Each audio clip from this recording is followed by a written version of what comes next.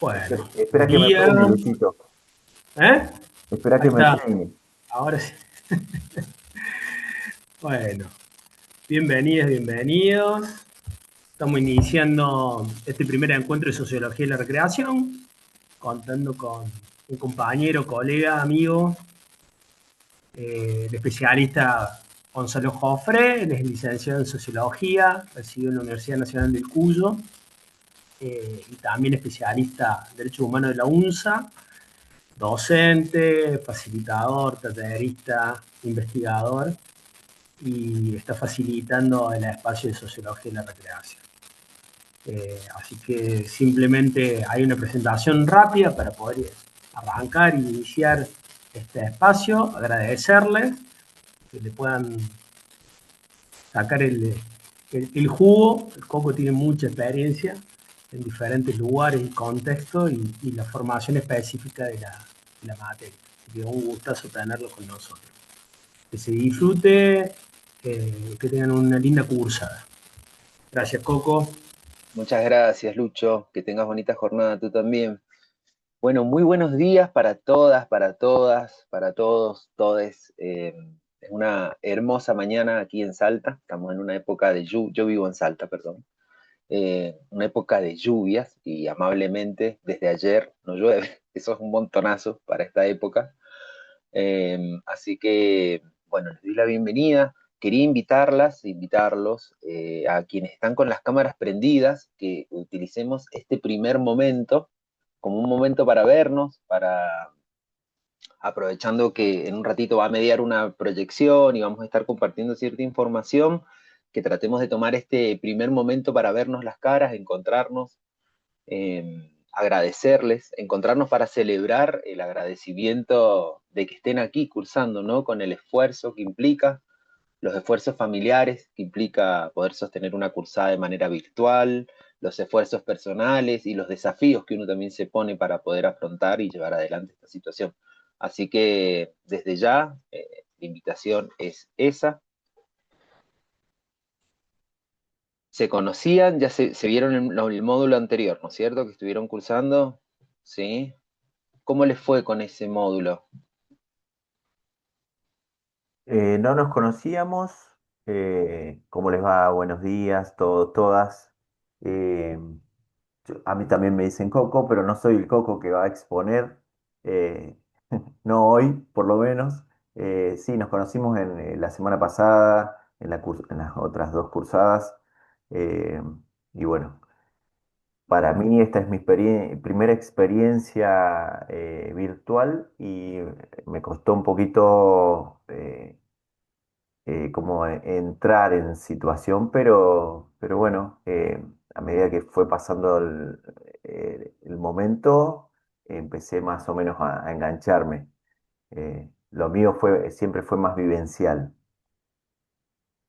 Bien, bien, muchas gracias, Coco. Sí, tiene un desafío grande, y también es real que hace, yo creo que varios años ya, quizás con la pandemia mundial que atravesamos se profundizó, pero bueno, las plataformas virtuales están siendo como un espacio en el cual nada, vamos a tener que aprender a hacer vida ahí adentro también. Así que, bueno, desde ya, en lo que pueda colaborar, si hay dificultades, lo que sea, no hay ningún inconveniente, vamos a estar. Eh, bueno, yo quería mostrarles primero, tenía hecha toda una planificación, ¿no? Bastante completa en torno a lo que íbamos a estar laburando el día de hoy, pero me pasa una cosa, que esta mañana me levanté muy temprano y me puse a pensar, ¿cómo evitar ser el viejo de sociología? Porque vieron cuando una oración empieza con social, uno ya dice, esto va a ser la muerte. Y lejos estamos de eso, les juro que he preparado un material que está muy bueno, pero bueno, no quería ser repetitivo y asumir que soy yo el que se está sumando a esta instancia grupal, que ustedes ya vieron, ¿bien? Entonces, no sabía si comenzar preguntándoles los nombres y un poquito las trayectorias por donde vienen, cosa de poder afilar también un poquito más lo que vamos a estar compartiendo hoy y sin lugar a duda los próximos dos encuentros que vamos a estar teniendo también. ¿Les parece que hagamos una pequeña presentación de aquellos y aquellas que están, nada, contarnos cosas importantes que sientan que convocan a su presencia en este módulo? Eh, sí me gustaría saber nombre, a mí, en lo personal, nombre y dónde están viviendo, más que nada, ¿sí? Y lo que quieran después.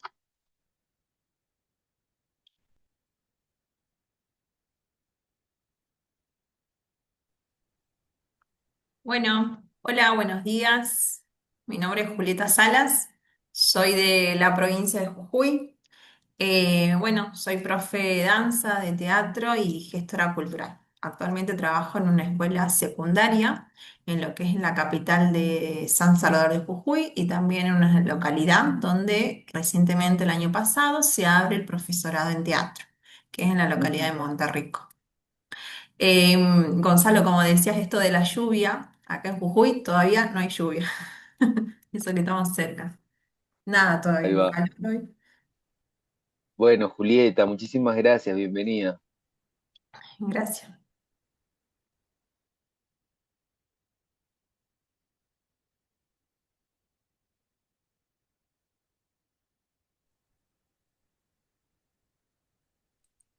Buen día, perdón. Marcelo de Salta. ¿Cómo vas, Marcelo? Bien, muy bien. Recién incorporándome a la reunión. Pido disculpas por los minutos. Bueno, Docente de una institución secundaria y también trabajo hace años en lo que respecta a la parte de nivel superior, en una localidad que se llama Rosario de Lerma, en materias como recreación, campamento, animación sociocultural. Y también estoy en la Universidad Católica de Salta con una materia que se llama Juegos Motores. Así que bueno, todo esto suma un montón para seguir incorporando actualizaciones, conocimientos, estar compartiendo con los colegas, una experiencia muy linda que propuso Lucho. Así que entusiasmado. bueno, Ah, muy bien, Marcelo. Muchas gracias, Marcelo. gracias, profe.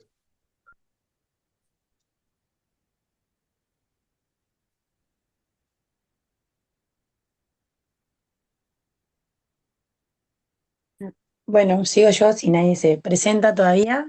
¿Se escucha bien ahí? Perfecto, Mariana. Ah, hola, profe, ¿cómo le va? También recién logro conectarme. Bueno, mi nombre es Mariana, soy de Viedma, de la provincia de Río Negro, no sé si conocen. Y estudié acá en el profesorado de Educación Física, que está acá, profesor nacional de Educación Física, y también soy profe de patín, así que estaba entre recreación y estaba la otra carrera también creo que era de, esa la expresión corporal no era, era creo que lenguaje corporal o algo así. Estaba entre las dos porque Lenguajes expresivos. Puede eso, ser, estaba ahí entre va. los dos, estaba entre las dos, pero la realidad es que de un tiempo a esta parte me volví a encontrar con la recreación. eh, Dejé de dar patín, 15 años de patín, dejé de dar patín porque tuve otra posibilidad laboral en el ámbito administrativo y de repente se abrió una puerta para poder trabajar con la recreación y bueno, y justo me estuve buscando a ver qué podía cómo podía profesionalizarme en la recreación y bueno, los encontré y nada, estoy re contenta. Y escuché cuando estaba entrando a uno de los chicos, no me acuerdo el nombre, esto de lo virtual. A mí también me cuesta mucho porque yo hice todo presencial y me cuesta adaptarme, estar atenta a los trabajos, me cuesta interactuar con todo esto, así que bueno, aprendiendo también.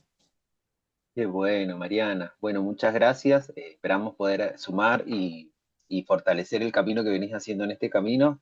Eh, bueno, sí, la virtualidad está siendo la manera, ¿no? Sí, Hay un libro muy bonito de un psicoanalista, Otro mundo, Aquel mundo, otra pandemia se llama, y, y él plantea, ¿no? De que hay, el libro como un poco lo que trata de pensar es cómo afectó la pandemia en términos de costo subjetivo a la sociedad, ¿no? Y él plantea de que es imposible hablar de la sociedad, ¿no? Pues a la pandemia llegamos como un conjunto de grupos y la atravesamos con distintas herramientas que teníamos, ¿no? Lo cual no quiere decir que hayamos salido bien de ahí, ni mejor. Pero lo que sí plantea él es que hay una diferencia muy grande en lo que sucedió con la generación nativa. Miren qué bonita la palabra. Él dice la generación nativa y la generación que migró. Para Juan Carlos, nosotros, me animaría a decir los que tenemos más de, voy a ser muy generoso, más de 25, somos una generación que tuvo que aprender a migrar al entorno virtual, ¿no? Sí, Nosotros y nosotras vinimos a conocer el entorno virtual, no sé, en nuestras adolescencias quizás, y como con mucha restricción. ¿Se acuerdan cuando teníamos internet y para conectarse no se podía usar el teléfono? Si alguien levantaba el teléfono se te cortaba el internet, era como toda una historia, un ritual, ¿no? Bueno, y él plantea que las generaciones actuales de infancias son nativas del entorno digital, que con 2 años una persona sepa este movimiento, el de pasar sí, con un dedo, ¿no? Para adelante o para los costados, y se puede identificar, implica un conjunto de desafíos motores y cognitivos que los ponen en lugares distintos a nosotros. O sea, nosotros tuvimos que aprender ese movimiento del dedo, ellos ya vienen con una información vinculada a eso, y bueno, yo creo que es un poco lo que nos va a estar pasando, así que, bueno, espero poder acompañarlos en este tránsito de la mejor manera. Bueno, así que buenísimo, no, quería contarles eso porque me parecía una data importante. Así que bueno, Mariana, muchas gracias. Estoy mirando a los dos lados, no porque tenga problema en mi cervical, sino porque estoy conectado con una cámara y voy con las dos, ¿bien? Así que eso. Gracias, Mariana. gracias, Bienvenida. Buenos días. Hola, buenos días. Hola, Noelia. Hola, ¿qué tal? Bueno, soy Noelia Testa, también de Salta, como Marcelo. Eh, Soy profe de educación física y bueno, elegí esta licenciatura para seguir sumando a mi desarrollo profesional y también a mi desarrollo como persona. Así que bueno, bienvenidos a todos, gracias por las palabras, por la bienvenida y éxitos. Bueno, gracias, Noé. Gracias. Bueno, me Hola, sumo buenos días. después de Noé. ¿Qué tal? Soy Lucas González. Bájale. Hola, Lucas.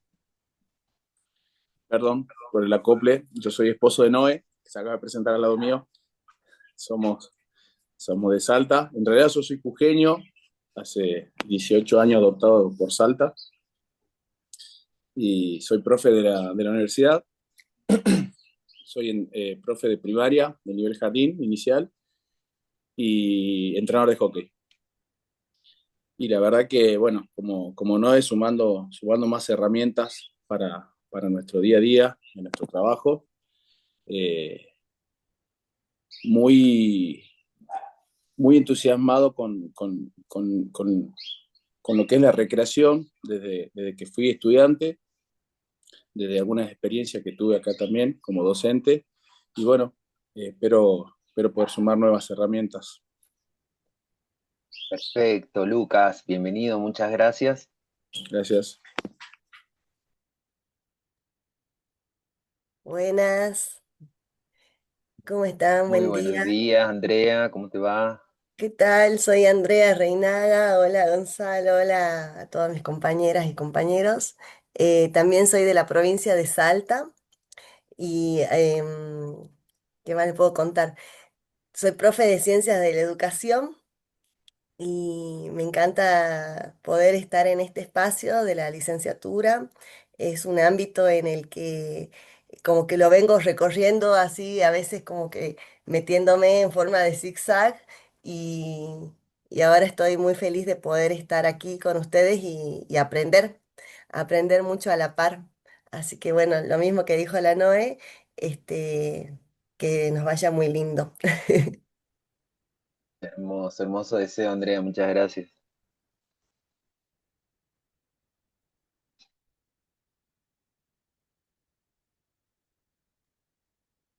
Hola, buen día. Realmente un Hola, gusto bueno. conocerlos. Yo me había anotado tarde en la carrera, entonces no participé con ustedes en los encuentros anteriores, así que una alegría. Yo soy Juliana, vivo en la ciudad de Buenos Aires. Acá hoy está como lloviendo muchísimo, diluvia más o menos. Eh, Soy psicopedagoga, recreóloga y bueno, todo este recorrido me encanta un poco para articularlo, para pensarlo juntamente, como la psicopedagogía yo soy psicopedagoga y recreóloga hace mucho tiempo ya, tengo 48 años y bueno, siempre me interesó cómo articular todo esto, ¿no? Cómo pensar la recreación también desde una mirada psicopedagógica y al revés. Así que bueno, gracias. Que sea muy Bien, lindo este recorrido para todos. muchas gracias. Qué bonito deseo, Juliana. Bienvenida, bienvenida. Somos buenas personas. Hola, hola.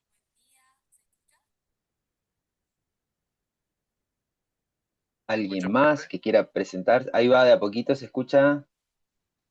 Hola, hola, no sé si me está viendo.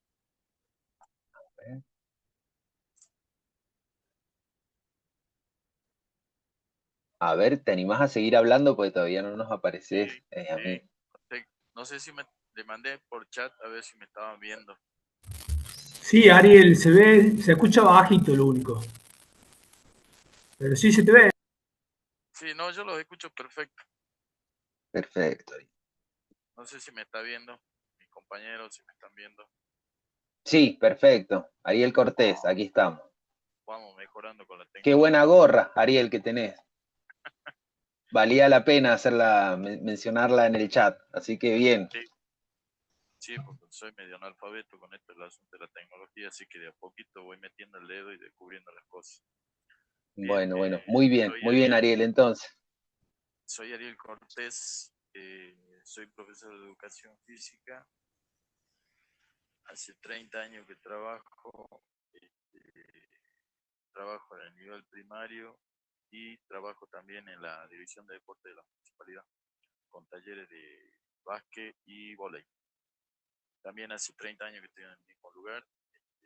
Bueno, elegí la licenciatura para acreditar mi nivel profesional y también porque me gusta mucho la parte recreativa. Así que, bueno, dispuesto a pelearla sobre todo, no con lo que tengo que estudiar, sino con la tecnología, pero bueno, de a poquito voy saliendo y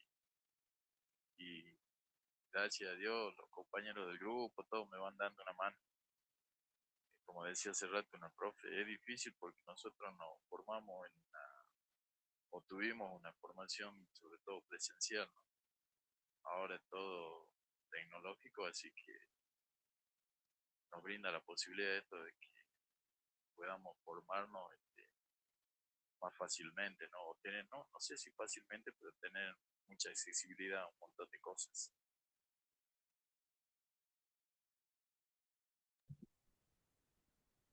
Bueno, Ariel, muchas Yo le gracias, cuento que valoramos. este es el primer encuentro que tengo yo, porque bueno, Ahí va, por ahí, buenísimo. justamente hoy tengo en el trabajo, hoy estoy en el trabajo, así que a Bien, las media tengo que volver a trabajar y bueno, en la medida que yo puedo voy a estar presente. Porque ya escuché las bien. otras charlas, todo, y me gusta la interacción que hay con profes muy accesibles, se puede hablar de todo, se puede opinar, así que muy lindo. Muchas Perfecto, gracias. Ariel.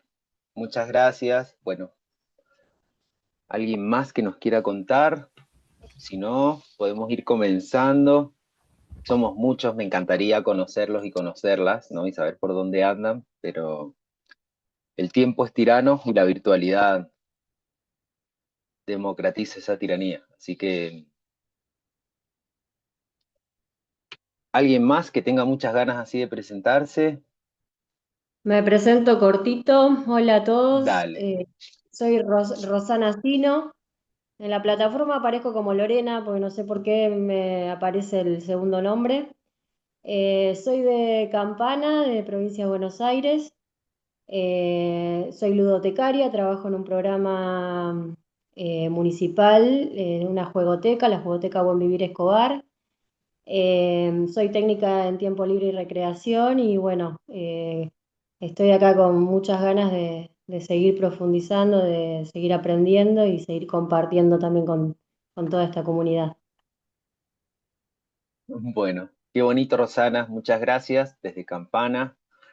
Bueno, alcanzo a ver de que estamos bastante bien distribuidos y distribuidas como para poder abarcar y conocer distintas realidades, lo cual nos va a... Uy, estoy con la cámara apagada.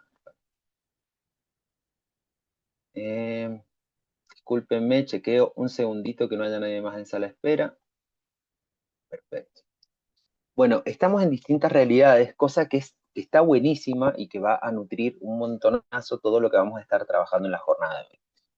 Yo les quería preguntar, cuando vieron el nombre del módulo, ¿no? Que está buenísimo, Sociología de la Recreación, escúchame, está buenazo. ¿Qué se imaginan? ¿Qué pensaron? Cosas buenas, ¿no? Leen Sociología de la Recreación, ¿qué piensan? Lógicamente es se llama el estudio de la sociedad. Para mí el juego es como el desenvolvimiento de la sociedad. Marcelo, creo que tenés que prender el micrófono. Bien. Relacionado a la incumbencia en la sociedad, la misma palabra, sociología, de lo que respecta a lo que es conocimiento de la sociedad, de lo que es la cultura, relacionado con cultura social, esas palabras que, bueno, que tienen que estar presentes, ¿no? Es como una base de donde pueda partir también la recreación. Perfecto, Marcelo, perfecto, muy bien. Marcelo dio un puntapié muy, muy bueno y muy fértil para comenzar a trabajar. ¿Por qué? Porque cuando hablamos de palabras como sociedad, como palabras cultura, bueno, también puede ser economía, puede ser política, son palabras en las que sin lugar a dudas todos y todas tenemos relativamente una noción cercana, ¿bien? Y de hecho hasta compartida sin decirla. Decimos sociedad y sabemos de lo que estamos hablando. Pero cuando se nos viene el desafío de definir qué es una sociedad en clave de categoría, o por ejemplo cuando hablamos de cultura, sucede lo mismo, ¿no? ¿Qué es la cultura? No, bueno, la cultura puede ser desde una comida, una danza, una lengua, un códice, una escultura. Nos cuesta poder precisar esa definición. He aquí que Sociología de la Recreación es una de las asignaturas que lo que va a buscar proponerles en este trayecto de licenciatura que ustedes van a estar realizando, posibilitar un análisis de la recreación. Entendemos que si partimos del nombre Sociología de la Recreación, lo que estamos entendiendo es que hay algo que hace la sociología sobre qué cosa, sobre la recreación.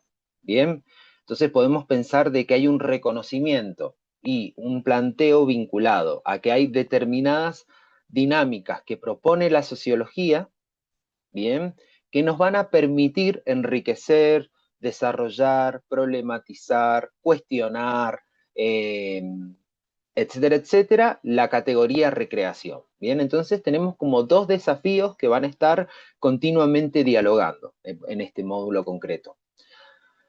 Esos desafíos nos van a implicar generar las condiciones como para que podamos ir avanzando de manera colectiva y que sea sostenido por el grupo el proceso que vamos a estar llevando adelante, ¿bien? Por lo tanto, quería preguntarles, ¿pudieron acceder al material integrador del eje 1? Es un texto, este texto de aquí, el de ustedes no creo que esté resumido, lo resumí yo igual, pero ¿pudieron acceder a este material? Bien, Sí, ¿lo yo sí. pudieron leer? Sí, Sí. lo pudieron leer. ¿Qué les pareció?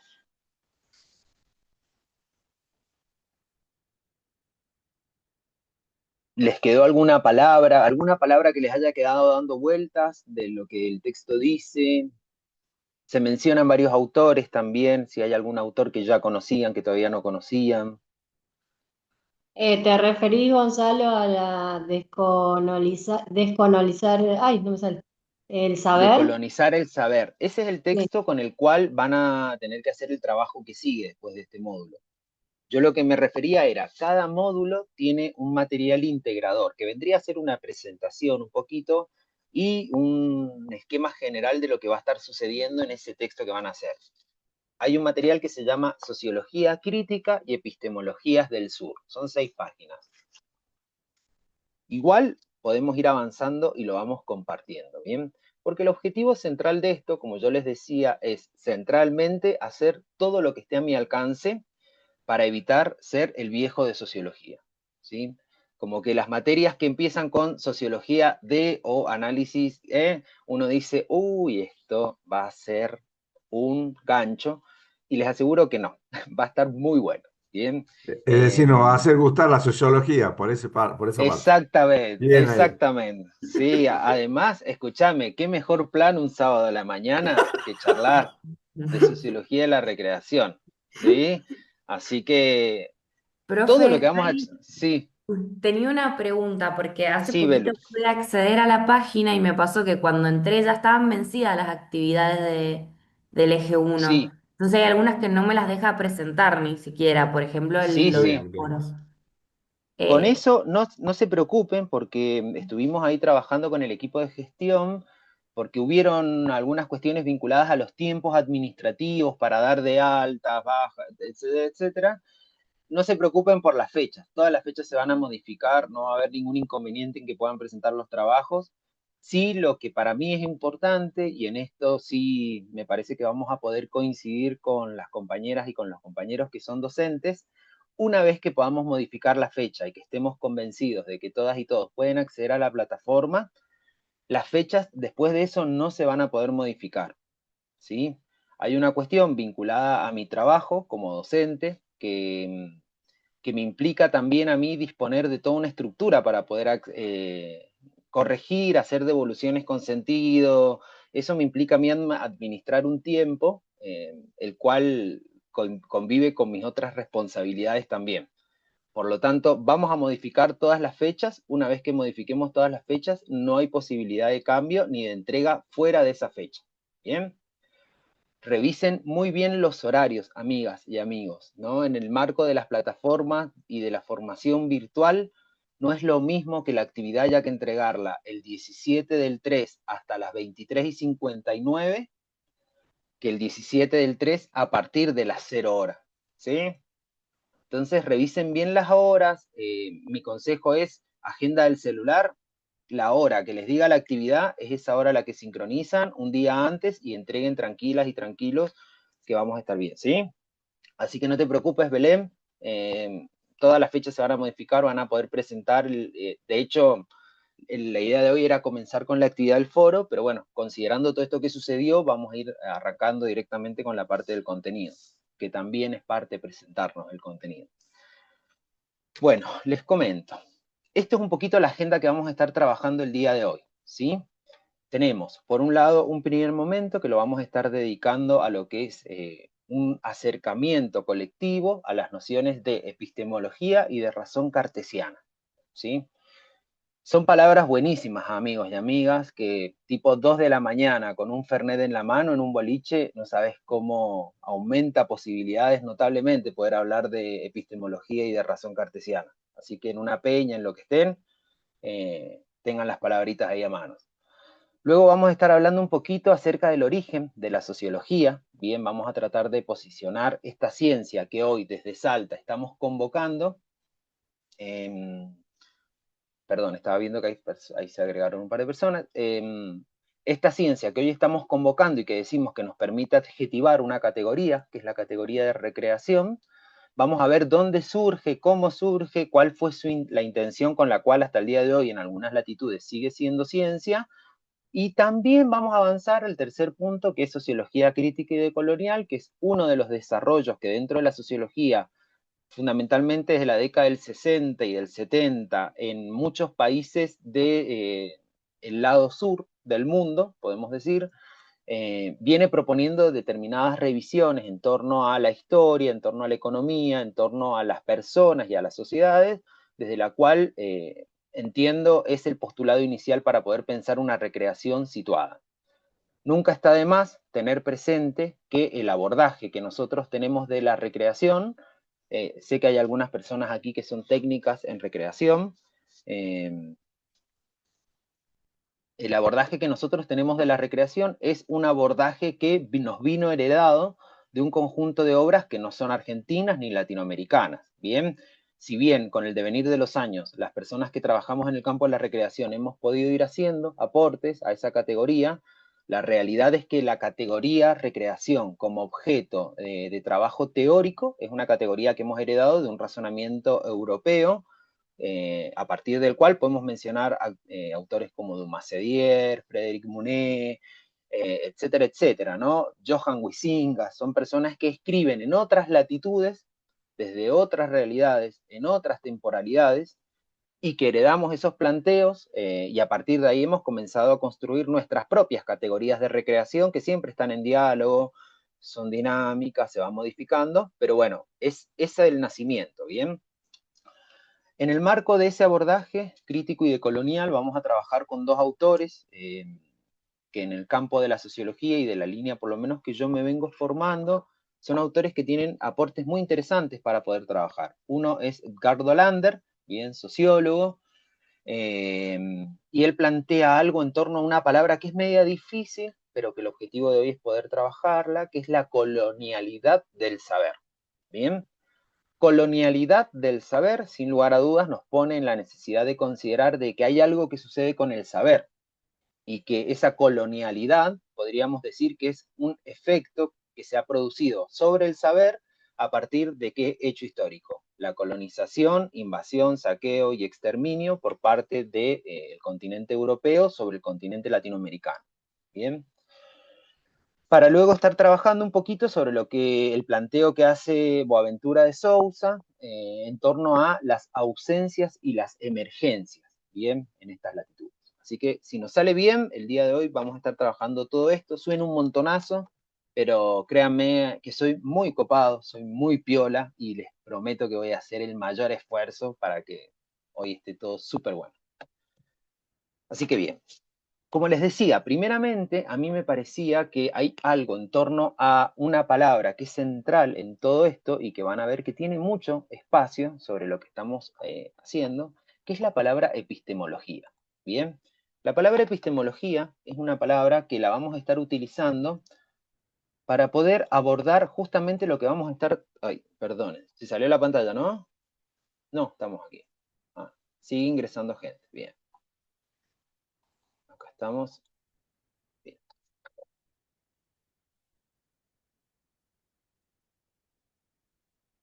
Permítanme un segundito.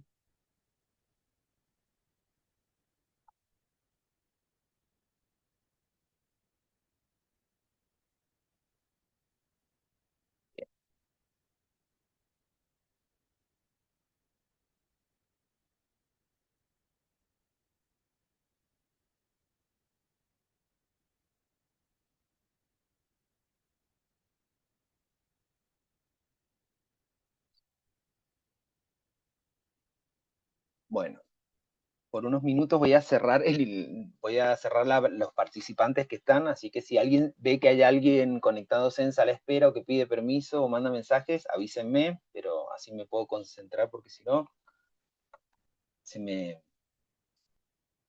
escapan los patitos en un momento. Bueno, cuando hablamos de epistemología va a ser central poder tener en claro algo, que la epistemología es una de las ciencias que lo que nos convoca es a preguntarnos sobre cómo construimos, validamos, discutimos y desarrollamos el conocimiento. Bien, la epistemología es una de las ciencias que el objeto central que tiene es el proceso a partir del cual las personas conocen, y tiene una importancia sustantiva para poder pensar y ser abordado. ¿Por qué? Porque lo que conocemos se empieza a constituirse en los ejes a partir de los cuales vamos a considerar la realidad. ¿Bien? Y la forma en la que conocemos nos va a posibilitar también asumir la posibilidad de entender de que hay distintos roles a la hora de acceder a la realidad. Bien, no es lo mismo conocer una realidad desde un posicionamiento descriptivo que nos enseñe a decir cómo es lo que estamos viendo y que no nos enseñe a intervenir, que pensar en la construcción de una realidad que continuamente nos ponga en el desafío político e ideológico de entender que intervenimos. Bien, y que en esa intervención hay un montón de información dando vuelta y de posicionamientos y de responsabilidades éticas y morales que asumimos como docentes. En esta presentación que hicimos al comienzo, que veo que hay docentes en distintas áreas de la educación, bueno, ¿cómo llegamos al hecho educativo, no? ¿Qué pensamos del sujeto que tenemos enfrente a nosotros? Bien, ¿es un sujeto que se va a posicionar desde la oposición o lo vamos a asumir desde la horizontalidad? ¿Es un sujeto al cual yo quiero enseñar y compartir elementos que le permitan problematizar su realidad? ¿O solamente quiero que repita un conjunto de ideas ajenas y que con eso el saber ya va a estar constituido? Son preguntas que en términos epistemológicos van a determinar el vínculo efectivo que tenemos.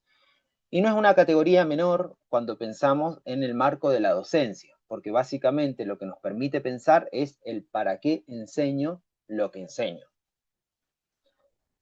con todas las implicancias y con todas las profundidades que se pueda tener en cuenta a la hora del contenido que sea, que estemos trabajando o en la disciplina en la que trabajamos. ¿Para qué enseño lo que enseño?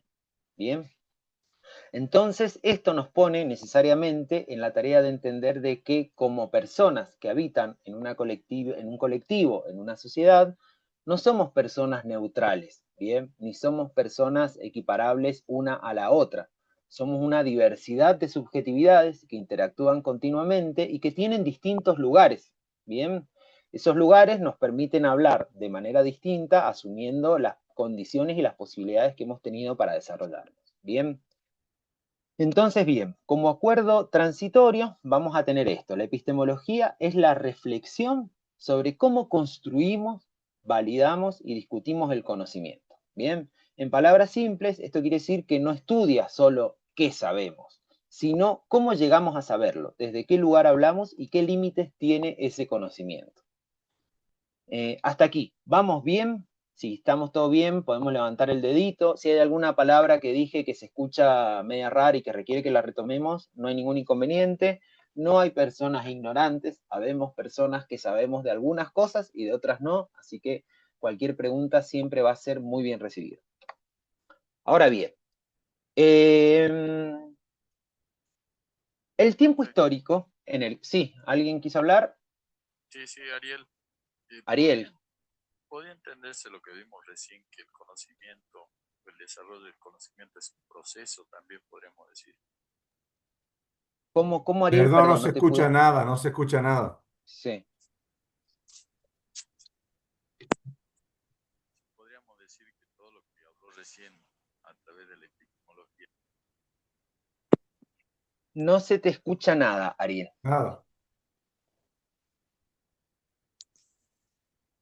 Bueno, a mí me preocuparía poder responderte, ¿sí? Así que si en algún momento podés solucionar la cuestión del audio, sin ningún inconveniente, podemos retomar la pregunta. No sé si me Bien. escucha ahora. Ahí se escucha perfecto. Ah, bueno. Preguntaba si todo esto puede resumirse en que la epistemología, cuando se habla del conocimiento, está todo relacionado con un proceso. Conocimiento y proceso. Bien, sí, efectivamente, cualquier proceso de conocimiento es Explica todo lo que usted dijo. Claro, claro, claro. Muy bien, Ariel, muy bien. A ver, bien. Ahora bien, si hay un consenso que podemos tener bien en este camino que vamos a estar desarrollando, es que el tiempo histórico en el que vivimos es un tiempo histórico que tiene como nombre modernidad. Bien, ¿estamos de acuerdo? El tiempo histórico en el que la historia universal nos ha involucrado a nosotras y a nosotros como argentinos y argentinas, es el tiempo histórico de la modernidad. La modernidad, a simple vista, es una palabra que está buena, ¿no? Es como que vos decís modernidad y automáticamente se te aparece un monitor, botones, justicia, igualdad, gente sin preocupaciones. Bueno, podremos ver que lejos estamos de esa situación, pero aún así la modernidad la vamos a plantear como un proceso, bien, que en el marco de lo histórico, lo filosófico, lo político, lo económico, lo cultural, comienza en Europa, bien, comienza en Europa fundamentalmente a partir del año 1500, Podemos plantearlo también a partir del siglo XIII, bien, con algunos aportes del iluminismo o con algunos aportes vinculados a la crítica, a ese mundo que estaba antes de la consolidación del capitalismo. Pero lo que nos interesa saber es que la modernidad funcionó como la llave de entrada y la consolidación del capitalismo en términos de modelo económico mundial, hegemónico, ¿sí? Si están tomando notas, no está de más poner modelo hegemónico económico mundial. Bien, es como una palabrita importante, porque lo que vamos a entender es que el capitalismo, bien, como red que conecta y que vincula las relaciones económicas en el mundo, es hegemónicamente la manera de hacerlo. Bien, hay otras, conviven con otras, de hecho hay otros continentes que tienen otra forma de entender el desarrollo y demás. Pero vamos a partir de eso, ¿bien? Vamos a decir que la modernidad es un fenómeno que comienza a partir del año 1500, fundamentalmente. Hay uno de los exponentes de la filosofía, que es René Descartes, con Ego Cogito, un filósofo que planteó la base fundamental. Miren qué importante esto que vamos a estar trabajando hoy. René Descartes es el filósofo que planteó la frase pienso, luego existo. Una frase súper cortita, ¿bien? Pero que tiene un montón de información. En la filosofía, esa frase de René Descartes se llama cogito ergo sum, ¿bien? En latín. Y lo que viene a plantear fundamentalmente es la piedra angular desde el cual la modernidad iba a asumir la vida, ¿bien? El pienso, luego existo, lo que nos viene a plantear es que hay una entidad que piensa, hay una entidad que puede ser susceptible de ser entendida a partir de esto. Piensa y existe. Bien, pero ese pensamiento puede no implicar existencia, como esa existencia puede implicar ¿qué cosa? No pensamiento. Bien. El pienso, luego existo, fue una de las categorías centrales a la modernidad y fue una de las categorías que posibilitó la construcción de toda una estructura de manera de entender la vida. Bien, para René Descartes, el pienso, luego existo es una manera de asumir que, primeramente, la mente del pienso no está junta y unida al cuerpo del existo. Vamos bien hasta aquí, esta parte a mí, yo sé que esta parte está buenísima para las 9:45 de la mañana, pero es importantísimo que vayamos juntos y juntas, así que si alguien necesita parar, levante las manos. Es la separación de la mente y el cuerpo. Bien, para René Descartes era posible pensar en la existencia de la vida humana a partir de esa separación, es decir, que hayan personas que existan y no piensan, como hayan pensamientos que existan y no existan en forma de pensamiento. Bien. Esto supuso la dualidad estructural a partir de la cual la modernidad construye la epistemología. Bien, lo vuelvo a decir. Esto supuso el inicio y la piedra angular de la dualidad a partir de la cual la modernidad constituyó la epistemología. La dualidad hace referencia a que hay dos elementos. Lo dual, vieron, no sé, por ejemplo, los celulares duales. Vieron que hay celulares que son duales, que ¿qué quiere decir? Que les puedes poner dos chips, ¿bien? Y que los dos chips pueden funcionar en paralelo, ni uno por arriba del otro, o sea, los dos están en paralelo. La categoría dualidad, en términos filosóficos, lo que nos plantea es que hay dos elementos, ¿bien?, que están a una equidistancia tal en la cual uno no puede ser el otro. O sea, si pienso, no es lo mismo que existo, y si existo, no es lo mismo que pienso. ¿Bien? ¿Estamos de acuerdo? Esa dualidad que atravesó el pensamiento de René Descartes y atravesó y constituyó toda la modernidad, supuso que hay una separación entre la mente y el cuerpo. Bien, es decir, que puede haber cuerpos que no piensan y pensamientos que no tengan cuerpo. Pero ese cuerpo que está pensando, para René Descartes, de hecho, miremos lo que dice, pienso, luego existo. Tenía un ego importante, René Descartes, en el ego cogito ergo sum, para plantear que pienso, no pensamos. Podría haber dicho pensamos y luego existimos. No, él se piensa, él lo que entiende René Descartes, y esto es fundamental porque, por ejemplo, aquí está el origen del proceso de individualización que desarrolló el capitalismo. La categoría individuo bien, en la historia universal no es una categoría que ha existido durante toda la historia. Es una categoría que vino a parir el capitalismo a partir de la Revolución Industrial, en 1830, podemos situarla entre 1830 y 1870 en Inglaterra, porque necesitaba contratar individuos trabajadores, individualizados, ¿bien? Esa categoría la parió la modernidad también, la categoría de individuo. Entonces, el pienso, este pienso que está desarrollándose, no es un pienso cualquiera, es un pienso individual, el cual René Descartes y la modernidad se ocupó de encapsular dentro de una categoría de un sujeto bastante particular, que es un varón blanco, heteronormado, propietario, capitalista y fundamentalmente racional. Si ustedes se fijan, los grandes referentes del pensamiento en distintas ramas de la modernidad o de la educación, de la filosofía o demás, da la coincidencia de que son varones, son europeos, por lo general en nuestras latitudes estamos hablando en términos hegemónicos, ¿bien? No es la postura a la que yo adscribo y la postura en la que yo me identifico. Pero simplemente como plantear que vieron que hay un relato histórico, filosófico, económico y político en el cual siempre el varón blanco, propietario, heteronormado y claramente heteronormado es como el referente, eso es lo normal, incluso en algunos momentos se dice.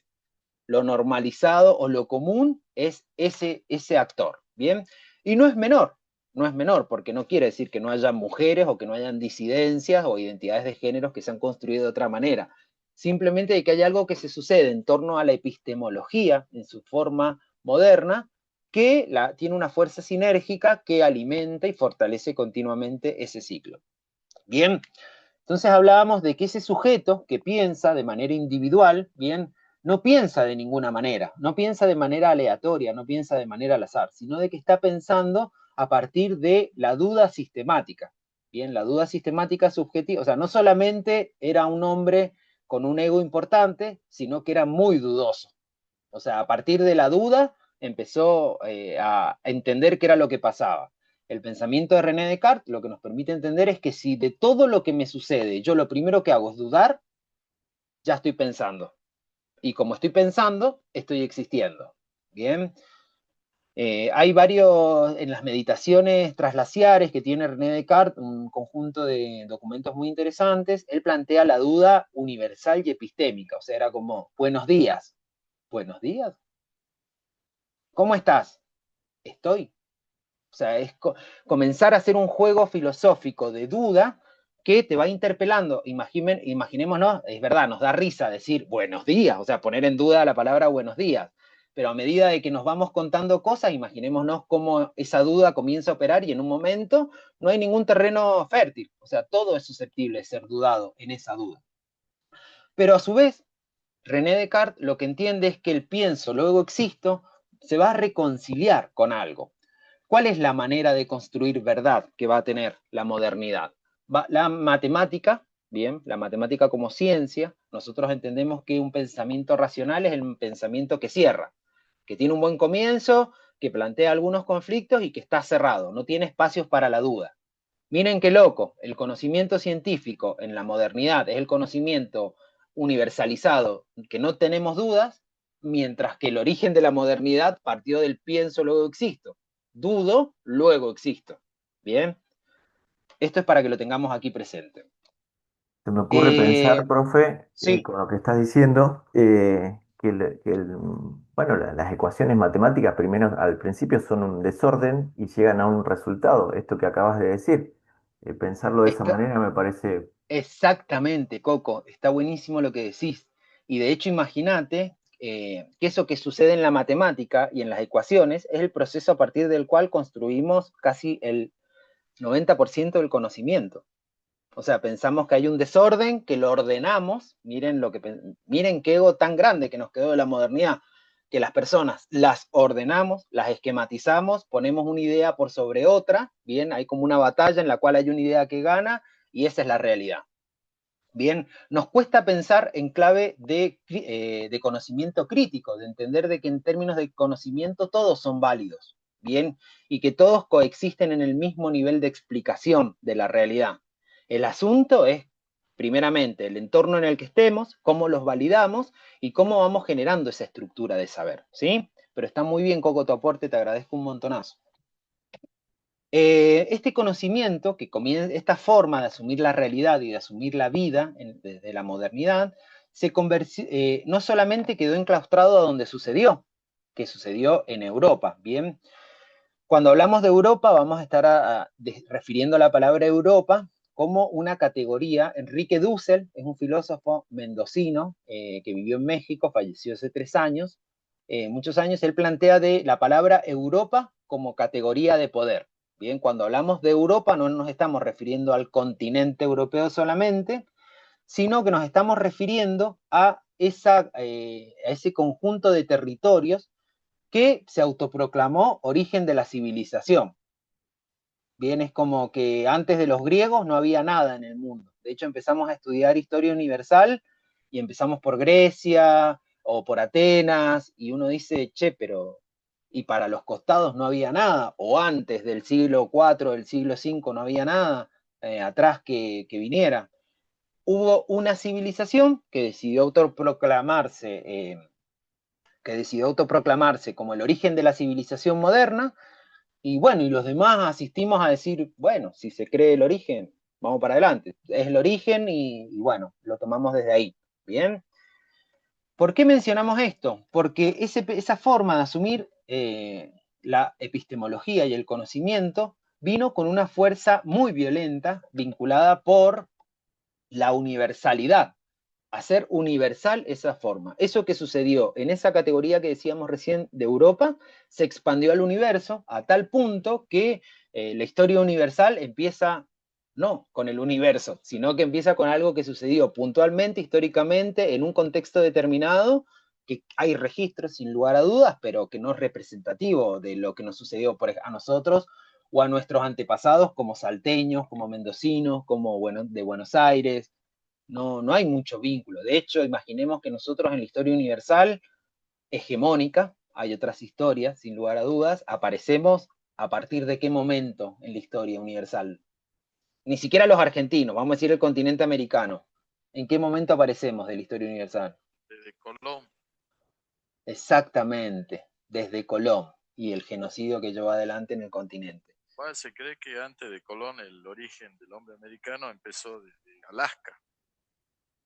Sí, lo que sí sabemos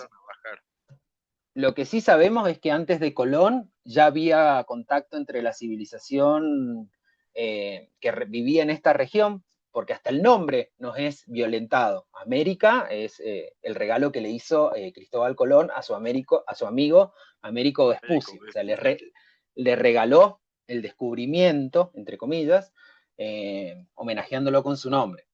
Pero las personas que vivían en esta latitud ya tenían contacto, por ejemplo, con el continente, con lo que en ese momento era el continente asiático, habían rutas marítimas, hay un montón de elementos arqueológicos y culturales que nos permiten entender que desde el siglo XII a.C., las personas que habitaban en este territorio ya navegaban, habían rutas marítimas, habían contactos económicos, habían contactos culturales.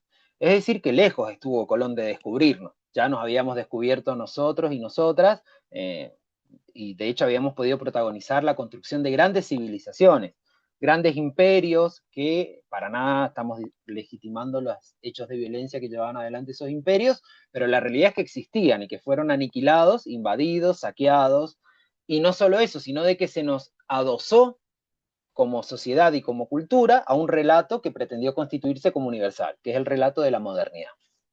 ¿Estamos de acuerdo hasta aquí?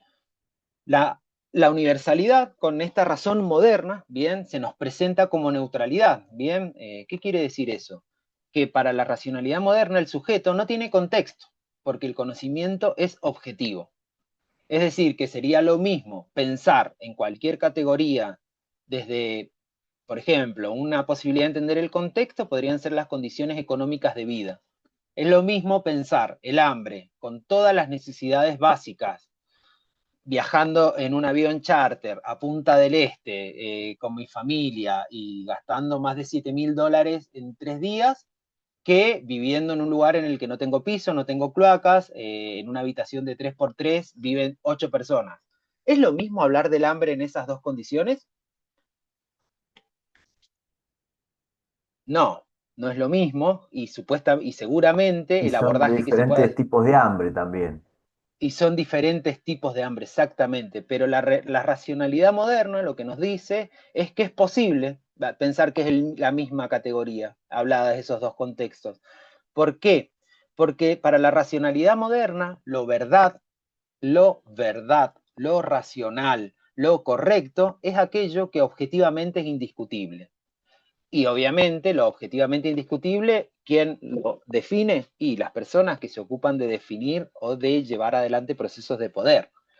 Por lo tanto, se generan disparidades importantes. ¿Bien? Y esto es recontra importante porque, por ejemplo, es lo mismo hablar de recreación con el desarrollo que hizo Frédéric Monet en torno a la división de los tiempos, allá por 1900, entre el 74 y el 82, Frédéric Monet hizo el planteo de la división de tiempos en la sociedad, que hablar hoy de recreación. Frédéric Monet habla en un contexto europeo en el que el desarrollo de la clase trabajadora había generado determinados impactos en la distribución de los tiempos, que de hecho permitió, Frédéric Monet escribe en pleno desarrollo de una categoría que era nueva en la historia, que era la categoría de tiempo libre. Si nosotros pensamos analíticamente y epistemológicamente la categoría de tiempo libre, es bastante perverso el nombre ya, porque no se supone que somos libres desde que nacemos. Por lo tanto, la libertad sería una condición sine qua non de la totalidad de nuestras vidas. ¿Por qué tenemos un tiempo que es libre? Si tenemos un tiempo que es libre, considerando la dualidad cartesiana, de la que hablábamos hace ratito, quiere decir que hay un tiempo que no es libre. Y escúchame, ¿no hicimos un montón de bolonqui como sociedad a lo largo de la historia para ser libres? ¿Cómo puede ser que digamos que hay tiempo libre? Pero lo más preocupante de todo eso es lo que sucede en el tiempo no libre. Porque si hay un tiempo libre, ¿qué es lo que sucede en el tiempo no libre? Sí, Coco.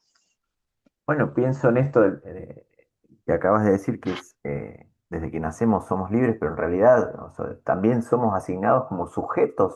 Entonces, Exactamente. ahí como que me aparece esta dualidad de la que hablaste hace rato. Exactamente. Y que de hecho, por ejemplo, la hemos compartido también en categorías como educación física, ¿no? Para los profes que tenemos aquí. Educación física, es decir, de que podemos pensar que la educación es un fenómeno que caiga solamente sobre un elemento de la vida, que es lo físico.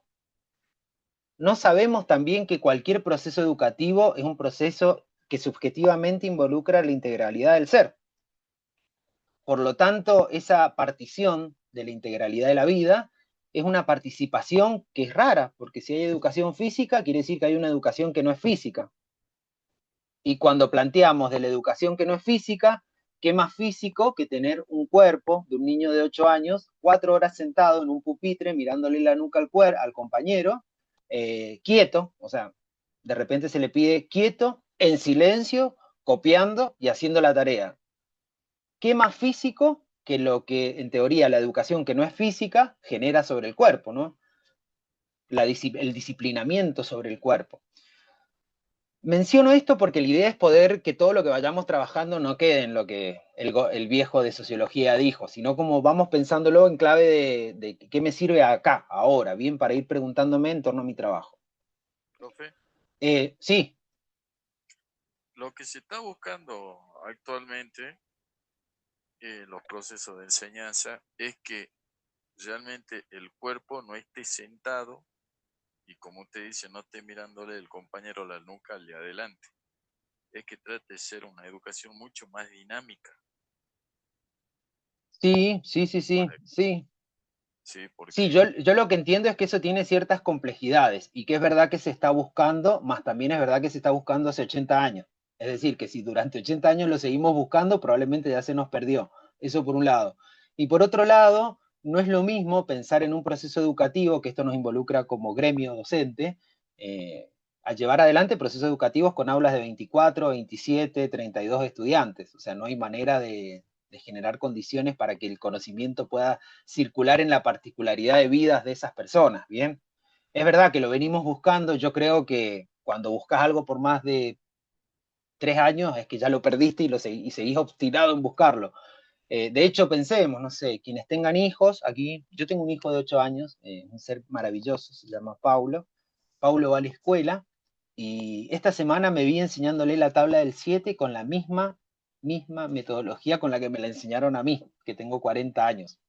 Entonces digo, a la pucha, che, yo aprendí las tablas de una manera en la que no había celular, no había inteligencia artificial, los niños y las niñas no tenían acceso a un conjunto de dispositivos a partir de los cuales complejizar los procesos de pensamiento, y mi hijo está aprendiendo de la misma manera. Es como algo que me genera la pregunta de decir, che, ¿lo seguimos buscando? Bueno, se nos escapó la tortuga. O sea, ya no solamente vamos a tener que buscar eso que veníamos buscando hace un montón de tiempo, sino que construir otra cosa, porque estamos hablando de que el sujeto histórico ha cambiado del que era yo al que es hoy, en condición de educando. Tiene otros insumos, hay otros desafíos, y eso es necesario poder considerarlo. Bien, seguimos un poquito más. A ver, lo que es más central en esta universalidad que buscó el pensamiento racional moderno es la separación del sujeto con el objeto. Vieron de que está esta idea de que para poder conocer algo no lo tenemos que embeber de nuestra subjetividad, la pretendida objetividad.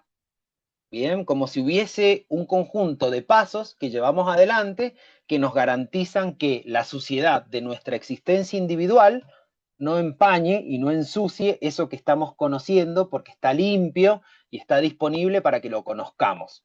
Bien, esa separación entre objetividad y subjetividad no es tal, porque estamos hablando de procesos que suceden en el pensamiento, por lo tanto, no hay nada por fuera del pensamiento que no sea humano, es decir, que todo pensamiento es subjetivo. Bien, aun cuando podamos sustentar y argumentar con un montón de autores y categorías, es una elección subjetiva que hace una persona, y esa persona subjetivamente vive en determinadas condiciones que no son equiparables a las demás. Bien, pero bueno, a partir de eso, la modernidad generó todo un sistema de pensamiento que no solamente afectó al pensamiento, sino que afectó a la manera de entendernos entre nosotros. Bien, en ese marco, allá por el año 1818, nace en Trevelise, un lugar en el que ya no existe, nace un pensador que es Carlos Marx. Vamos a pasarlo muy por arriba a esta parte, que vino a entender de que algo estaba sucediendo a partir de la Revolución Francesa, que se sucede en 1789, y la consolidación de la Revolución Industrial. Podemos decir que la Revolución Francesa fue el inicio, si quieren esto está buenísimo para decirlo esta noche tipo 2 de la mañana en un boliche. ¿Sabías que la Revolución Francesa fue el origen del liberalismo democrático? Tirás esa data y quedás como un campeón o como una campeona. Y a su vez la revolución industrial que se sucede en Inglaterra a partir de 1830 fue la consolidación del capitalismo en torno vincular de las personas. Bien, que surgiera la revolución industrial, surge la categoría de clase trabajadora, de clase propietaria, de clase burguesa, y eso implicó una diferenciación. Con esas dos frases, amigas y amigos, les puedo asegurar que campeón, campeona, va a estar buenísimo todo lo que suceda. Bueno, Carlos Marx lo que empieza a notar es que eso que se sucede en el conocimiento y en la economía no solamente afecta a la economía y a la vida de las personas en términos económicos, sino de que también subjetiva, es decir, que las personas incorporamos en nuestra manera de ser eso que está dando vuelta en el campo de lo económico, en el campo de lo liberal y demás. La Revolución Francesa como postulado central, libertad, igualdad y fraternidad. 1789. Hola, 2020-26, estamos buscando la libertad, la fraternidad y la igualdad. Bien, es importante para considerar, ¿no? Porque hay un conjunto de promesas que parten en esta modernidad. Cuando hablamos de la modernidad, quiero ser muy esquemático con esto, probablemente si hubiese otro sociólogo otra socióloga me estaría insultando, pero vamos a pensar que la modernidad es en el devenir histórico de nuestra historia, es una cajita, bien, que es la que estamos viviendo hoy en día. Esa cajita tiene como inicio, fundamentalmente, la razón cartesiana, que podemos decir que René Descartes lo planteó. En realidad, René Descartes retoma un montón de estudios filosóficos de otra época y que, o sea, consolida, termina plasmando René Descartes, pero no es que él fue el gran iluminado. Sí planteó el ego cogito y las bases filosóficas para la modernidad. Pero la modernidad como proceso histórico comienza con la razón cartesiana, la Revolución Francesa en 1789 y el proceso de consolidación de la Revolución Industrial en Europa. Esos tres hechos, que suceden en distintas temporalidades, configuraron todo esto que estamos viviendo hoy en día. Bien, de hecho, pensemos que el sistema democrático es el mismo desde esa época. Los estados nacionales con distintos elementos que configuran esos estados. Todos y todas hemos entendido que la democracia está bien. No sabemos qué está al frente de la democracia, o sí, sabemos, dictaduras o procesos no participativos, pero bueno, la democracia siempre va a estar bien como categoría, impecable. ¿La libertad está bien? Sí. No sabemos bien qué está del otro lado de la libertad. O sea, pues estaría bueno preguntarnos si está bien la libertad, ¿qué está del otro lado? ¿Solamente lo malo o puede haber algo distinto a la libertad que esté igualmente bueno o que sea distinto? Bien, este esfuerzo que estamos haciendo implica salir del pensamiento dual. No es que libertad, no libertad. Eso no es un pensamiento complejo y crítico.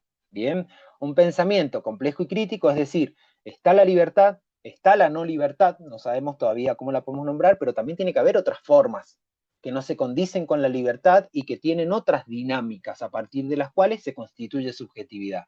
Y uno dice, pero eso no existe en ninguna parte. No, sí, recontra existe. Las personas que vivimos en Salta o en el norte argentino entendemos de que las comunidades originarias tienen una manera de entender el desarrollo cívico de la subjetividad que no pasa por ser un ciudadano, sino de que hay otra cosmovisión que articula la construcción de esa subjetividad. Bien, y es distinta. El problema es que continuamente tratamos de tirarlos para nuestro lado y que sean ciudadanos de bien, trabajadores, trabajadoras, madres, hijos, buenos hijos en lo posible, buenos estudiantes, o sea, todo lo que a nosotros nos sirvió, lo ponemos como el modelo que sirvió y que está bueno y se impone al otro modelo distinto. Bien, entonces decíamos, surge en 1818 Carlos Marx, un filósofo alemán que centralmente se ocupó de analizar los conflictos que existen entre las clases. Bien, entendió de que en la sociedad las personas no existen de manera disgregada, sino de que se agrupan y que esos agrupamientos tienen que ver centralmente con la posibilidad de disponer de los medios de producción.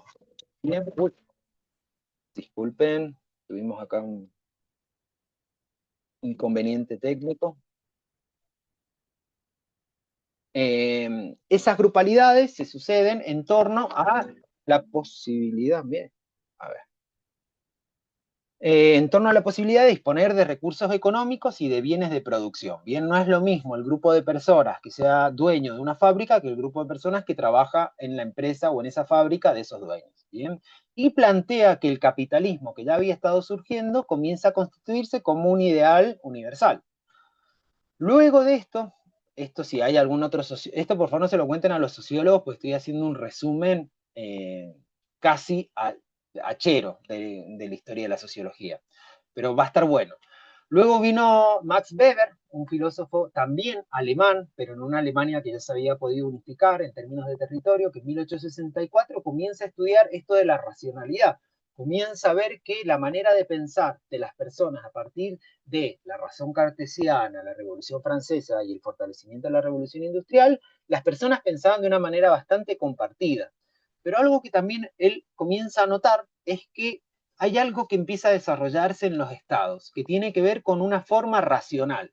Para Max Weber, la burocracia, sí, esto se lo digo riéndome, para Max Weber la burocracia era la forma más racional de administrar la vida colectiva y social en la vida, ¿bien? Que el Estado fuera lo más burocrático que pudiera ser, era la forma más racional de hacerla. Y esto tenía o sea, pobre Max Weber, la verdad es que nosotros como argentinos entendemos que la burocracia, no sé si es la mejor parte del Estado, pero para Max Weber el desarrollo del Estado había implicado la superación del Estado feudal. El Estado feudal implicaba de que había un rey o a lo sumo algunos sectores de poder que definían todo, y vos no podías ir a hacer un blanqueo de clave de AFIP a la sede del rey, porque el rey te podía matar o te podía decir no tenés clave fiscal y te iba a decir, bueno, fuiste, o sea, En cambio, nosotros hoy sí podemos decir, bueno, dispongo de toda la mañana para ir a la FIP, hacer una cola interminable, algo que podría resolver de otra manera, quizás, pero bueno, nada. La racionalidad para Max Weber es la exponencia máxima de que como sociedad habíamos avanzado. Y luego vino otra persona que se llamó Emilio Durkheim en 1858. Vieron que están todos más o menos por la misma época. Yo como sociólogo, los años de nacimiento y de muerte son importantes. Es horrible lo que acabo de decir, pero bueno, los años de vida de la persona me permiten ubicarlo temporalmente y georreferencialmente en un lugar, y no es lo mismo pensar en 1800 que en el 2020. Entonces, siempre trato de tenerlo ahí. No es que al lado de todas las personas anoto la fecha de nacimiento y la fecha de fallecimiento, pero bueno, en este caso es importante. Durkheim lo que se plantea es que empieza a notar que en esta sociedad capitalista habían hechos sociales que se repetían, que habían situaciones, por ejemplo, vinculadas a, él estudió mucho el suicidio no en términos psicológicos ni subjetivos, sino el suicidio en términos sociales, ¿bien?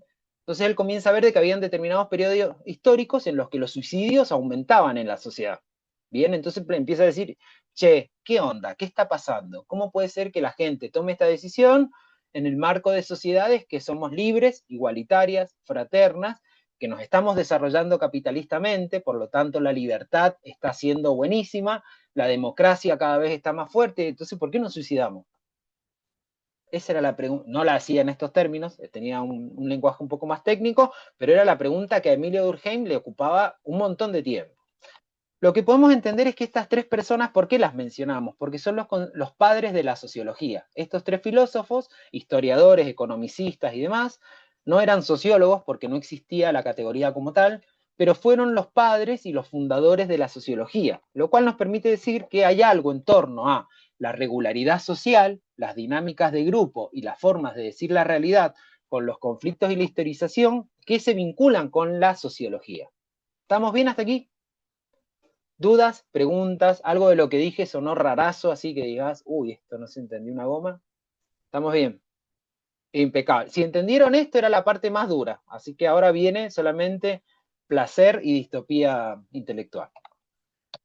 Bueno, entonces, a partir de esto, si hay algo que nos queda claro, es que estos aportes que hicieron estos tres padres de la sociología, Marx, Weber y Durkheim, independientemente de que hayan surgido en coordenadas históricas y contextuales distintas a las nuestras, nos dieron herramientas que nos permiten pensar. Categorías como lucha de clases, de Carlos Marx, es una categoría interesante, la categoría del materialismo histórico para conocer la historia de la humanidad, categoría sumamente necesaria y muy apreciada por los educadores, categorías como dialéctica, una categoría muy importante para conocer los procesos de conocimiento, categorías como burocracia, bueno, etcétera, etcétera, son categorías que nos permiten hoy en día referenciarlos. Lo que sí tenemos que entender es que estas categorías, como decíamos anteriormente, no surgen por un sujeto neutro universalizable. Surgen por una persona específica que en un contexto determinado, con una trayectoria específica, construyó ese aporte. Ese aporte es útil en tanto y en cuanto lo podamos tomar y reflexionar para generar las mediaciones necesarias con nuestro contexto. Bien, no sirve de nada repetir una categoría, lucha de clases, es el proceso histórico a partir del cual los grupos se configuran y terminan enfrentándose en función de la división de... No, porque hoy ha cambiado. No sé, por ejemplo, una categoría centrada en Carlos Marx, el obrero. Y el obrero, hoy ya no tenemos la existencia de ese obrero que iba a la fábrica de carbón y que trabajaba 19 horas diarias con un mameluco todo triste y gris. La masa trabajadora hoy tiene otros elementos, otros condicionantes, que no es lo mismo, es necesario repensarlo y replantearlo para poder pensar una estrategia, pero la realidad es que no es el mismo obrero, el de 1843, que el del 2026. Lo mismo sucede con la burocracia. Yo entiendo que el pobre Max Weber nunca se imaginó que la burocracia se iba a transformar en lo que es como casi, no sé, una tarea epopélica. Acá en Salta que te firmen el título para poder dar clases es casi un apostolado que hay que hacer porque siempre te va a faltar un código que no sabías y que nadie te dijo que tenías que comprar, que vas al banco y no lo venden, lo cobran en efectivo. Uy, el pobre Ariel odia a Carlos Marx. Bueno, es medio injusto que lo odies porque él no te puede decir nada, pero nada, está bien. Apelamos a la cultura del amor y el odio es parte del amor. es importante considerar que esos aportes son interesantes y son retomados por la sociología, pero hoy tienen otros elementos a partir de los cuales avanzar. En esa construcción, década del 60, fundamentalmente en el cono sur de nuestro universo, surge un conjunto de pensadores que comienzan a decir, che, hay que complejizar el entendimiento de la sociología. Bien, entonces surge la categoría de crítica, bien, sociología crítica. Una sociología que buscaba, retomando esos clásicos y entendiendo de que no se podía universalizar su pensamiento, sino de que había que contextualizarlo. Esa palabrita, si quieren anotarla, hacerle un circulito, corazones, una florcita al lado, es importante, ¿sí? Contextualizar el conocimiento, contextualizar el sujeto que está pensando y el sujeto que va a estar enunciando la realidad. ¿Bien? Bien. ¿Por qué? Porque si había algo que nos quedaba claro, es que comienza a operar una complejidad en torno a lo que es la sociedad. La sociedad ya no la podemos describir como una sumatoria de individuos, porque plantear de que la sociedad es una sumatoria de individuos es plantear de que esas entidades, entre paréntesis, esos individuos, son todos igualados. ¿Y somos todos iguales? No, no somos todos iguales, algunos tienen más músculos, otros menos, más pelo, menos pelo, más dinero, menos dinero, más apellido, menos apellido, más títulos, menos títulos. No somos equiparables, ¿bien? No llegamos en las mismas condiciones a competir por esa vida. Todos tenemos trayectorias distintas y hemos hecho esfuerzos distintos a partir de los cuales honramos nuestro presente. Pero no somos una sumatoria de individuos, ¿bien? Las sociedades, esto es el aporte de la sociología crítica, tiene que ver con que nos dice, la sociedad es, hay una frase que es preciosa, son subjetividades históricamente tejidas en tramas que son complejas. Subjetividades es precioso, así como lo de Marx, Weber y Durkheim, también. Las sociedades, bien, subjetividades tejidas en tramas conflictivas y colectivas. Miren qué hermoso que suena. Suena hasta bonito. Subjetividades quiere decir que no se nos refiere a nuestra existencia por la mera definición o acotamiento a la estructura biológica, que es lo que sucede con individuo. El individuo es una categoría propia de los estudios biológicos, en los cuales se separa una unidad de un conjunto de unidades y se estudia específicamente. Somos subjetividades, estamos construidos a partir de experiencias, a partir de vínculos, algunas de esas experiencias son traumatizantes, otras no, y así es como vamos llegando. Más o menos es lo que dice la canción de Kevin Johansen y Natalia Lafourcade, que todos estamos rotos, ¿vieron? Bueno, en esa rotura vamos configurando una manera de hacer la vida en la cual incorporamos eso que nos ha ido pasando. Y eso que nos ha ido pasando con otras personas o incluso con otro tipo de existencias anteriores, ¿no? Que uno dice, nací en determinada clase social o nací en determinado grupo que se vio afectado por esto, y bueno, ahí voy tejiendo mi identidad y mi subjetividad.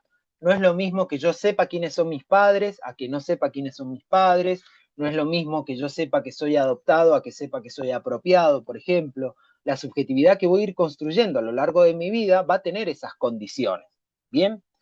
Entonces, esto es muy interesante para pensar, porque lo que nos quiere decir es que la subjetividad de una persona, esa estructura interna que tenemos a partir de la cual nos conectamos con los demás, es una estructura relacional.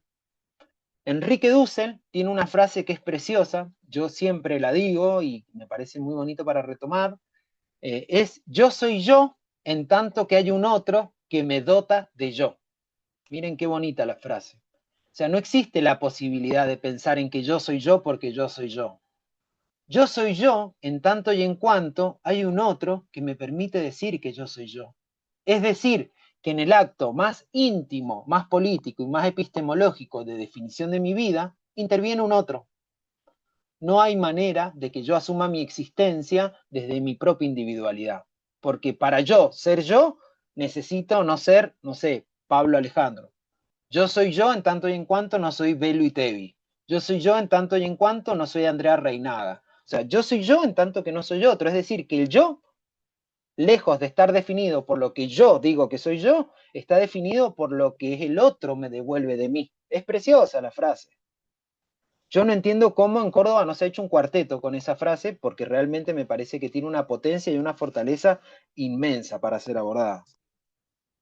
Bien, entonces, a partir de esta serie de aportes lo que nos permite entender es que tampoco podemos hablar de una sociología de la recreación, porque hasta dentro de la sociología vemos que en realidad lo que hay son sociologías, hay maneras de abordar el estudio de la realidad, ¿bien?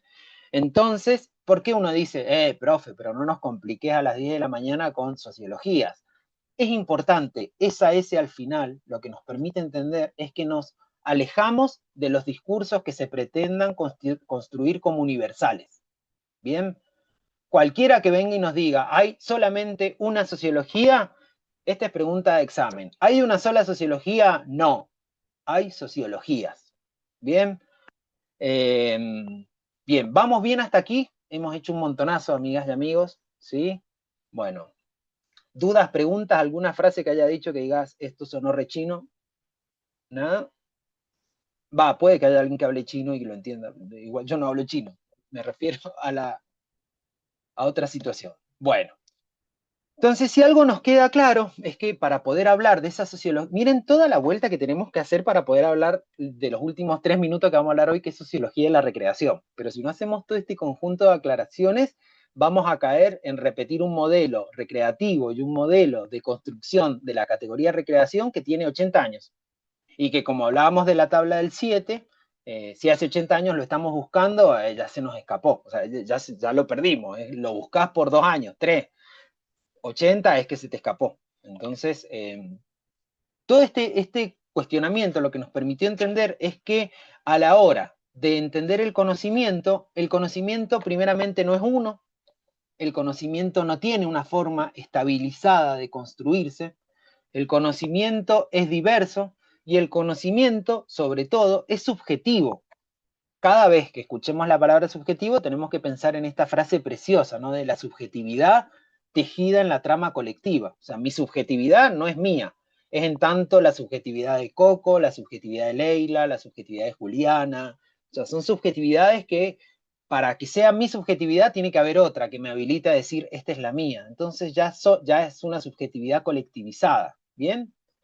Lo que nos permite entender es que a la hora de plantear el conocimiento hay un posicionamiento de clase desde el cual habla esa persona, hay un género, ¿bien? No es lo mismo hablar desde la heteronorma, palabra compleja y categoría compleja, a hablar desde la diversidad, desde los colectivos diversos, ¿bien? O desde las identidades que se tejen a partir de otra manera. No tienen la misma resonancia, ¿bien? Ni mucho menos la raza, ¿bien? En términos hegemónicos estamos hablando, ¿bien? No estamos diciendo que nosotros adscribamos a esas posturas. Pero no es lo mismo que hable un alemán a que hable un peruano. Y uno dice, ¿por qué no es lo mismo? No sé, ¿viste? Es como que Alemania te suena más blanco, más racional. No, insisto, no estamos hablando de nosotros, estamos hablando de sectores hegemónicos de pensamiento, ¿no? Porque se sucede esa división, bien, internacional de la subjetividad. Bien, y al nosotros haber nacido del lado desprivilegiado en el relato hegemónico de la historia universal, no nos queda otra que mirar para arriba continuamente, porque nosotros aparecimos recién en el 1400 en la historia. O sea, estamos 1400 años atrasados en el relato universal. Bien, insisto, entre grandes comillas, todo esto que estoy diciendo no para nada es lo que yo pienso. Bueno, en ese marco surge una de las maneras de entender la sociología, que es la epistemología del sur. Bien, y es sumamente bonito. Uno dice, pero ¿por qué se ponen epistemología si son sociólogos? Porque para estos sociólogos, bien, el conocimiento de la realidad era la llave y es la llave que nos va a permitir intervenir en ella. ¿Se acuerdan que decíamos que la epistemología se refería al proceso de conocimiento? Bueno, si yo a ustedes les enseño a tomar el perímetro en una hoja cuadriculada, con una lapicera y con una regla durante 5 años, y de repente lo suelto en un campo de 90.000 hectáreas y les digo tomen el perímetro, yo me imagino que van a tener ciertas dificultades a la hora de establecer ese perímetro, porque hay una diferenciación en el mecanismo pedagógico y didáctico con el cual yo les enseñé a tomar el perímetro, lado por lado, en una hoja a cuadros, y cuando te suelto en un campo que hay vacas, vos decís, ¿qué hago con las vacas y qué hago con el horizonte que no sé a dónde está el perímetro? ¿Bien? Entonces hay algo que se sucede con esa forma de conocimiento que me va a invitar o a tomar el perímetro solamente en la hoja y saber hacerlo solamente en la hoja, o animarme a pensar en el perímetro como una coordenada a partir de la cual georreferenciar un espacio, lo cual me implica intervenir en ese espacio. Una cosa es que el perímetro lo tomé con la lapicera y la calculadora, que es necesario, sin lugar a dudas, en un momento, y otra es que esté en el campo, tapado de barro, con las vacas, lloviendo y diciendo el perímetro es este, tengo que intervenir continuamente en esa configuración, ¿sí? Y lo mismo sucede, no sé, el ejemplo que contábamos hace rato. Lo más difícil de explicarle a mi hijo las tablas fue explicarle para qué sirven en la vida real. Porque hasta que él las aprendió le enseñaban que 2 por 2 es 4, 2 por 3 es 6, 2 por 4 es 8, y bueno, pero ¿para qué sirve? Por ejemplo, si son 3 amigos y se quieren comer 2 bananas cada uno, ¿cómo hacemos esa suma? Y 2 bananas de Juan, 2 bananas de José y 2 bananas de Paulo. Bueno, pero podemos hacer 2 por 3. Esa operación es como también válida. Ahí es donde sirven las tablas, ¿bien? Pero todo ese pensamiento lo que nos permite decir es que a partir del conocer se nos habilita la posibilidad de entender que ese conocer opera en la realidad. Y en esa realidad yo voy a poder intervenir o solamente describir. Bien, en ese sentido hay un sociólogo venezolano muy importante, Edgardo Lander, sumamente bonito para quien quiera leer. Algo que está bueno, que no lo dije, pero que lo quería decir, es que son los sociólogos que vamos a estar trabajando hoy en día, salvo, o sea, todos son preciosos de leer. Sí, yo lo que entiendo es que Carlos Marx tiene algunas dificultades a la hora de la lectura, más que nada por la traducción del alemán antiguo en la que él escribe, que las traducciones siempre implican desafíos, ¿bien? No codifica el lenguaje de la misma manera a alguien que habla alemán, a alguien que habla inglés, a alguien que habla español. Entonces, aún leyendo una obra traducida, la manera en la que se configura la idea, ¿bien? Tiene cierta... A nosotros nos han enseñado sujeto y predicado. Pocas veces nos enseñaron para qué sirve eso de sujeto y predicado y pensamos que sirve para dolernos la cabeza en cuarto, quinto y sexto grado, pero en realidad es la estructura básica de armado de una idea, de la configuración de un argumento. Un sujeto que hace una acción para modificar algo. Bueno, en los otros idiomas tienen otras complejidades, pero bueno, Carlos Marx es muy bonito para leer, Weber también, Durkheim también, pero Edgardo Lander y Boaventura de Sousa son muy bonitos para leer, son personas que más allá de que tienen un nombre individual, siempre han trabajado en colectivos de investigadores. Por lo tanto, hay una estructura colectiva que está sosteniendo eso y que Marx, no, Ariel, estás muy enojado con Marx, viejo. Yo te diría que lo lleves al psicólogo, porque no, te juro que estás muy enojado. Lo que sí entendemos es que son, bueno, Edgardo Lander es muy bonito para leer, es muy, muy bonito para leer. Los textos de Edgardo Lander y de Boaventura de Sousa están libres en Internet, porque piensan en esto mismo, que la propiedad intelectual de sus trabajos en realidad es propiedad social y colectiva. Un sociólogo piensa en clave de sociedad, por lo tanto el producto de ese pensamiento tiene que ser social y colectivo. Entonces no trabajan con ISBN prohibitivos, sino que son los Creative Commons o determinadas estrategias que le permiten a cualquier persona acceder a toda la bibliografía de Edgardo Lander y de Boaventura de Sousa, ¿sí? Eso me parecía un plus importantísimo. Bueno, hemos terminado mi primera hoja de resumen, nos quedan 12, no mentira, una y media más, nada más.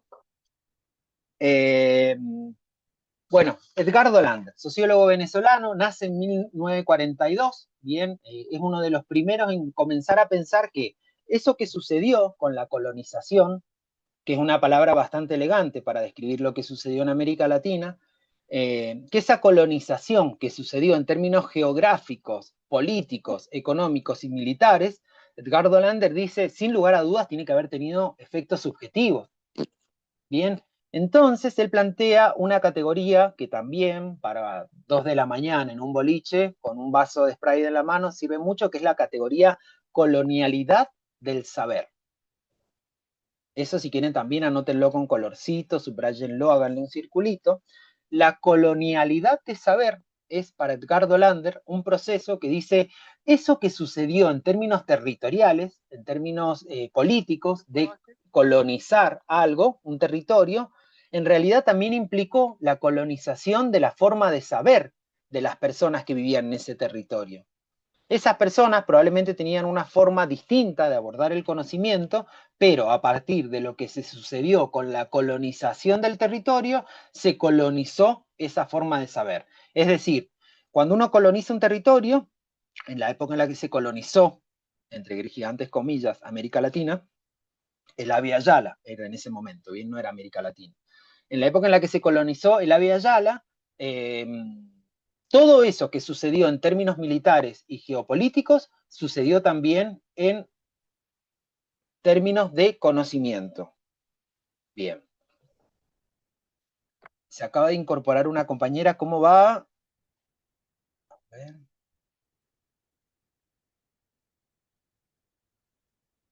La compañera que sigue, te pido 2 minutitos más para cerrar estas ideas, ¿puede ser? Lucía Merlos, ¿cómo te va, Lucía? Un gusto. Yo soy Gonzalo, estuvimos escribiéndonos esta mañana. Hola, Gonzalo. Sí, ellos empiezan a las 11 conmigo. Solo Ah, tenemos una cosa administrativa nosotros. ¿Qué tal? impecable, impecable, Así que bueno. aquí me quedo en silencio cuando vos es una cosa administrativa. Hace tranquilo. Bueno, Avísame. muchas gracias. No, Un gusto, Lucía. igualmente. Bueno, lo que nos va a decir Edgardo Lander es que eso que se sucedió con la colonización territorial también tuvo efectos en los procesos en los cuales las personas conocían. Entonces, Edgardo Lander advierte allá por 1980 que había algo que había sucedido en el saber, que era la colonialidad del saber. Era como que las formas que tuvimos, las personas que fuimos colonizadas, fueron las formas que se nos impuso quien triunfó en la colonización y en la invasión. ¿Bien? Entonces, lo que dice Edgardo Lander, es muy difícil pensar nuestra realidad con un esquema de pensamiento que es de la persona que los colonizó. ¿Por qué? Porque nuestra realidad no tenemos otra manera de pensarla que no sea con los procesos de pensamiento que podamos construir nosotros y nosotras, con las categorías que podamos ir construyendo en el desarrollo de nuestra propia vida. ¿Bien? Entonces Edgardo Lander va a advertir con mucho cuidado la colonialidad del saber. Y esto es recontra importante en clave de recreación. ¿Por qué? Porque se acuerdan que comencé tirando una hipótesis bastante fuerte, que es que los aportes, la construcción teórica de la recreación como categoría, y aquí invito a los técnicos y técnicas en recreación que están aquí cursando, la construcción teórica de la categoría recreación es una categoría profundamente europea. Es una categoría que nos devino de un conjunto de análisis de pensadores europeos que pensaron en otra realidad para otras poblaciones y que de ahí nos llegó a nosotros, y más allá de las críticas, los aportes y las reformulaciones que hemos podido hacer, su origen es un origen que está vinculado a la colonialidad del saber. ¿Bien? ¿Quiere decir de que antes de que llegara la recreación no había nada que se pareciera a recreación? No, al contrario. Seguramente hoy en día hay un montón de prácticas socioculturales y socioeducativas que, sin ser recreativas, comparten un montón de elementos de eso que vemos que está bueno de la recreación y que ni siquiera tienen la necesidad de definirse como recreativas. Vieron que a veces las personas tenemos como la intención del dedito. Ah, vos sos recreador. Ah, vos sos educador. Ah, vos sos... Y es como hay gente que no tiene la necesidad de que vos les digas qué son. Lo mismo sucede con las prácticas sociales y culturales. Si entendemos de que la recreación tiene aspectos que son positivos para el desarrollo de procesos de conocimiento y de construcción de conocimientos, lo interesante aquí sería preguntarnos por qué pasa con aquellas prácticas que uno dice son recontra recreativas y las prácticas que dicen no soy recreativo, no porque esté en contra de la recreación, sino porque, qué sé yo, la configuración de mi experiencia vino más por el lado de la educación popular, o la configuración de mi experiencia vino más vinculada al campo de lo emocional, etcétera, etcétera. ¿Bien? Es importantísimo pensar en la categoría de colonialidad del saber y va a ser una categoría que vamos a estar cuestionando en el trabajo que van a tener que entregar vinculado a este primer eje que hemos estado transitando, ¿sí? Esa parte se entendió bien, la pude explicar relativamente centrada. Igual todo esto se complementa con las maravillosas lecturas que van a tener que hacer a partir del material de este módulo, ¿sí? Así que, pero bueno, si pudimos compartir la categoría de colonialidad del saber, es importantísimo. Y no Gonzalo, quería... Gonzalo, Sí, una pregunta, perdón, ¿no? Vos sí, decías que sí, Marce. la recreación parte desde Europa, ¿no es cierto? El término, el Sí, origen. La animación sociocultural se suma a la recreación después de la Segunda Guerra Mundial, si no tengo, eh, ¿cómo se llama esto? Mero conocimiento, ¿es así o está antes la animación sociocultural que la recreación? Es una rama la animación, ¿no es cierto? Claro, es que en realidad está buenísimo la pregunta que hace Marce, porque, a ver, ¿cómo la podemos plantear?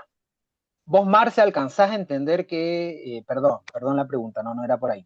Vos, Marce, has podido acceder a la obra de Frédéric Monet cuando él plantea esta diferenciación de tiempos, en la que él Sí, habla que dentro hay un tiempo libre, que está vinculado a un tiempo de recreación, a un tiempo de ocio, etcétera, etcétera, a partir del cual se desprende una división entre tres tipos de enfoques de la recreación. Por un bien. lado, la recreación educativa, por un lado, el recreacionismo y por otro lado, la animación sociocultural. Sí, Ese esquema que fue planteado en 1984, creo que es la obra en la cual se difunde eso, que después lo toma también Pablo Weichmann y que después es desarrollado también incluso por Ricardo Lema, un colega que estimo un montonazo y que lo van a tener aquí usando también sí, como profe. Esa diferenciación es una diferenciación que, esta es una opinión personal, vamos a trabajarla también en el segundo encuentro que tengamos virtual, es una diferenciación que es muy compleja de operar, porque primeramente, la recreación educativa vinculada al recreacionismo, que se la suele oponer y que se la suele decir, son como modelos que se juxtaponen, en realidad, ¿qué práctica recreativa no es educativa? Digo, toda práctica, no sé, yo me acuerdo, a ver, la escuela, el profe de educación física, recreador también y demás, nos hacía jugar a quién le tiene miedo al negro. Claro, escúchame, era recontradivertido jugar a quién le tiene miedo al negro, pero cuando tenés un poquito más de pensamiento y decís, ¿cómo vamos a jugar eso en una escuela? Estamos todos re locos. Después conocí un profesor que lo evolucionó a eso y era quién le tiene miedo al indio. ¿Entendés? Dos equipos así puestos en una cancha con el indio en el medio y el indio los tiene que agarrar. ¿Qué proceso educativo, qué proceso recreativo no es profundamente educativo? La práctica, esa diferenciación que plantea, por un lado, como ejes, en realidad son ejes y coordenadas que hay que tomarlos, no son modelos puros, pero ese recreacionismo, esa animación sociocultural y esa recreación educativa, y en realidad es una diferenciación que poco nos dice para la práctica.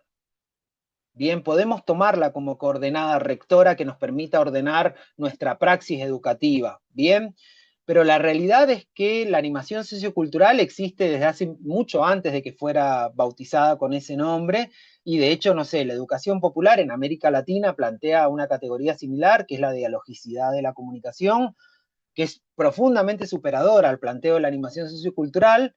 De hecho, Paulo Freire después toma la categoría de animación sociocultural y la profundiza dedicándole casi 2 libros. Es importantísimo.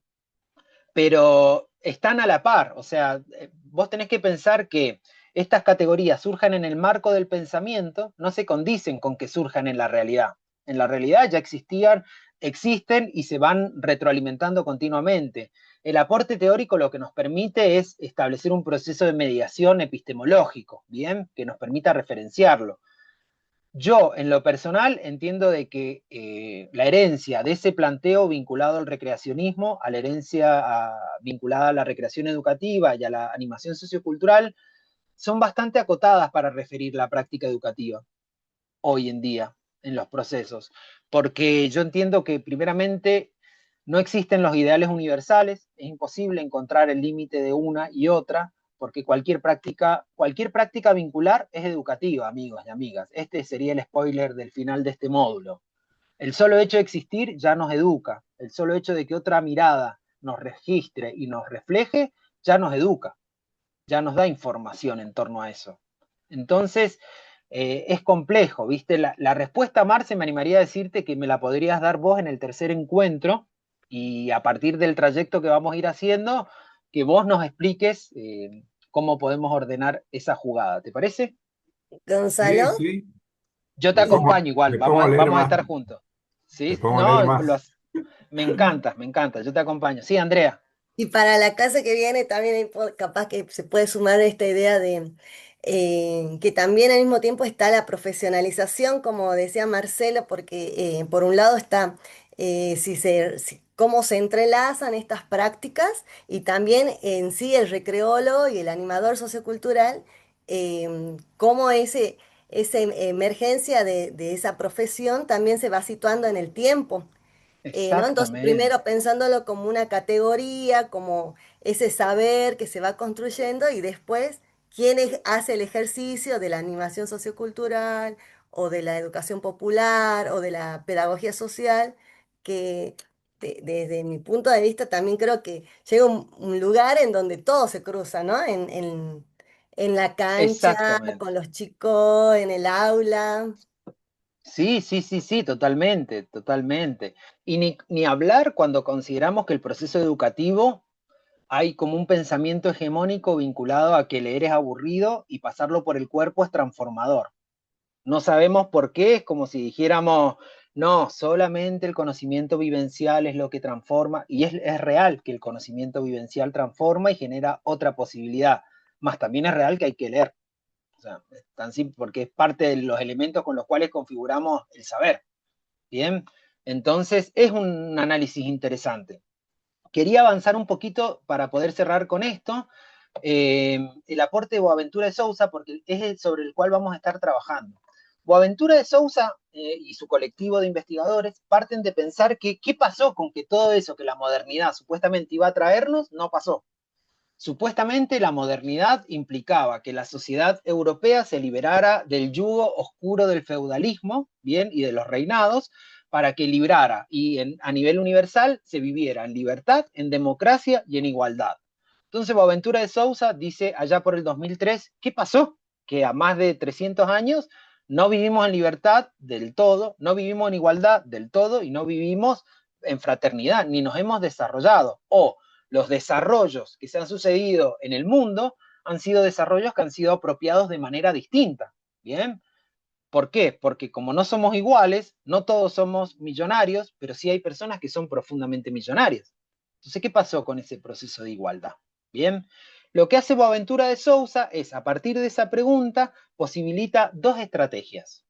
Por un lado, él va a decir que esa razón moderna que estuvimos viendo hace ratito, ¿se acuerdan? Que esa razón moderna no solamente tiene manera de producir verdad en el conocimiento, sino él va a decir, también produce ausencias. Miren qué bonito. Él va a decir, la racionalidad moderna, en su forma de generar la verdad y el conocimiento, genera lo que está ausente. Es decir, que lo ausente ya no es aquello que no existe, sino que lo ausente es aquello que invisibilizo, aquello que decididamente oculto para que no se pueda revisar y no se pueda ver. ¿Bien? Eso va a ser lo que es para Boaventura de Sousa la sociología de las ausencias. Son los mecanismos a partir de los cuales el saber construye ausencias. Bien, para Boaventura esto hay que denunciarlo. Y el sociólogo que aplique dentro de la sociología de las ausencias, lo que tiene que hacer es denunciar dónde están esas ausencias. ¿Qué son esas ausencias? ¿Vieron estas preguntas que hacíamos? Che, ¿qué onda con la categoría educación física? ¿Qué onda? O sea, si hay una educación física, hay una educación que no es física, pero no decimos que la educación es integral. ¿Por qué partir de una propuesta epistemológica que fragmente la integralidad y la complejidad de la vida de un organismo? Bueno, eso es una ausencia, por ejemplo, bien, para ser abordada. Otra, toda práctica es educativa, por lo tanto, en términos analíticos y conceptuales, la diferenciación entre recreacionismo y recreación educativa, podríamos decir, es compleja, porque es educativo lo que suceda en la recreación educativa como lo que sucede en el recreacionismo. Bien, es educativo, porque que yo genere el entretenimiento en el tiempo también supone un proceso educativo, también supone un proceso subjetivante para la persona que está atravesando eso. Puede que no sean las coordenadas ético y políticas que yo adscriba, pero son profundamente individualizantes, son profundamente ocupadoras de un tiempo para no reflexionar, son profundamente determinantes en la vida, ¿bien? Entonces algo se sucede ahí. De hecho, el tiempo libre como categoría es para ser analizado desde el término de las ausencias. ¿Bien? ¿Por qué? ¿Por qué hablamos de un tiempo libre si se supone que la libertad nos atraviesa integralmente como personas? ¿Bien? Pero frente a esta categoría que Boaventura plantea como denuncia de la sociología de las ausencias, surge otra esperanza, que es la sociología de las emergencias. Para Boaventura de Sousa, la sociología de las emergencias lo que tiene que permitir hacer es, primeramente, reconocer que esas ausencias que la racionalidad moderna ha construido, ¿bien?, son ausencias que se corresponden con experiencias que en lo social, en lo comunitario, en lo institucional se suceden y hay que llevarlas a la emergencia, no emergencia de ninu, ambulancia, sino emergencias de que emerjan, ¿bien? De que emerjan, sacarlas a la luz, ponerlas en palabras y de alguna manera se transforma en el último puntapié que vamos a estar compartiendo por aquí, que tiene que ver con animarnos a pensar que en nuestras prácticas, ¿bien?, hay emergencias, hacemos emerger elementos de esos lugares en los que el saber hegemónico ha construido ausencias. ¿Estamos de acuerdo hasta aquí?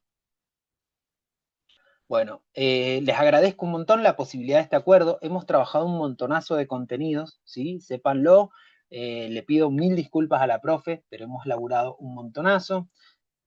Vamos a retrasar todas las fechas de entregas, eso no se preocupen, no va a haber ningún inconveniente. Sí, lo que vuelvo a repetir esto ahora que estamos todas y todos, una vez que las fechas se retrasen, no va a haber tiempo para retrasos. Bien, corroboren bien las fechas de entregas, eso es algo que se corresponde con nuestro trabajo. Esto, más allá de que nosotros como educadores le estamos poniendo toda nuestra formación y un montón de recursos para que esto suceda en las condiciones de mayor humanidad y amorosidad posible, es un trabajo en el cual nos implica organizarnos en los tiempos. Vamos a retrasar todas las fechas de entregas, pero una vez que esas fechas sean modificadas, no va a haber posibilidad de retraso. Después, quienes no cumplan serán quienes no hayan entregado. ¿Estamos de acuerdo en esto? ¿Sí? ¿Les parece que sea como un acuerdo? Les prometo dos cosas. Primeramente, no soy un profesor que les va a pedir preguntas y respuestas. Bien, lo que a mí me interesa no es que me repitan la definición de sociología de las ausencias y de la sociología de las emergencias, sí me interesa que las puedan retomar y tomarlas como insumos para su práctica diaria, lo cual implica hacer un proceso superador de conocimiento, lectura, comprensión, reflexión y demás. Bien. En la plataforma o en el mail que se les ha enviado van a tener una parte del libro Reinventar el Saber de Boaventura de Sousa, en el que se plantea centralmente esto que él plantea en torno a la modernidad, la sociología de las ausencias y la sociología de las emergencias. Sobre eso van a tener que hacer un trabajo que va a estar orientado a que ustedes puedan reflexionar sobre su práctica, sobre su mirada, sobre la configuración que ustedes llevan adelante en términos profesionales, ¿bien? Y ver qué de estas categorías les permite a ustedes adoptarlas como insumo para poder pensar en qué cosa. Porque hay y esto sí ya es lo último que comparto, lo central en esto es que Boaventura de Sousa y su equipo de investigadores plantea que las ausencias, lo que nos han implicado en nuestras realidades, es una sensación vinculada a que siempre partimos de cero. La no sistematización, la no historización de experiencias nos ha quitado la posibilidad de conocer el caudal de experiencias que han ido a disputarse partes de la realidad. Entonces vieron que muchas veces nos pasa que decimos, che, juntémonos con un grupo de amigos, amigas, armemos un colectivo de recreación, empecemos a hacer capacitaciones o intervenciones en comunidades y vos decís, uy, pero ¿dónde puedo ir a ver qué es lo que ya ha sucedido? Es muy difícil acceder a la sistematización de experiencias, o vieron que siempre sentimos que partimos de cero. Es como que no tenemos a dónde recurrir para, che, ¿cómo se juntaron?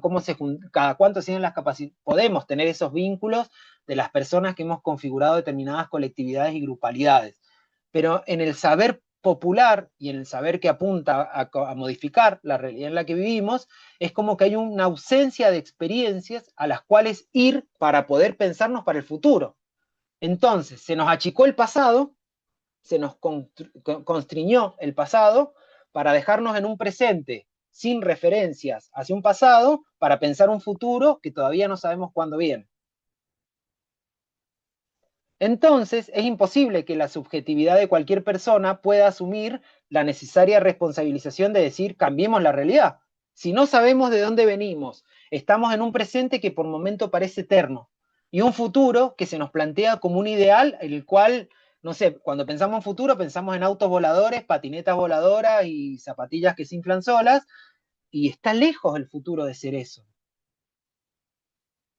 Es importantísimo, amigos y amigas. Les quería agradecer un montón la atención, valorar y honrar el esfuerzo que hacen ustedes y sus familias por estar disponiendo parte de su casa para esta clase virtual, por haberme escuchado con tanta amorosidad, con tanto respeto, y más allá de que el compañero Marcos odia a Marx, esperamos que pueda tener una revinculación afectiva y efectiva ahí con él, y que era buena persona, te lo puedo asegurar.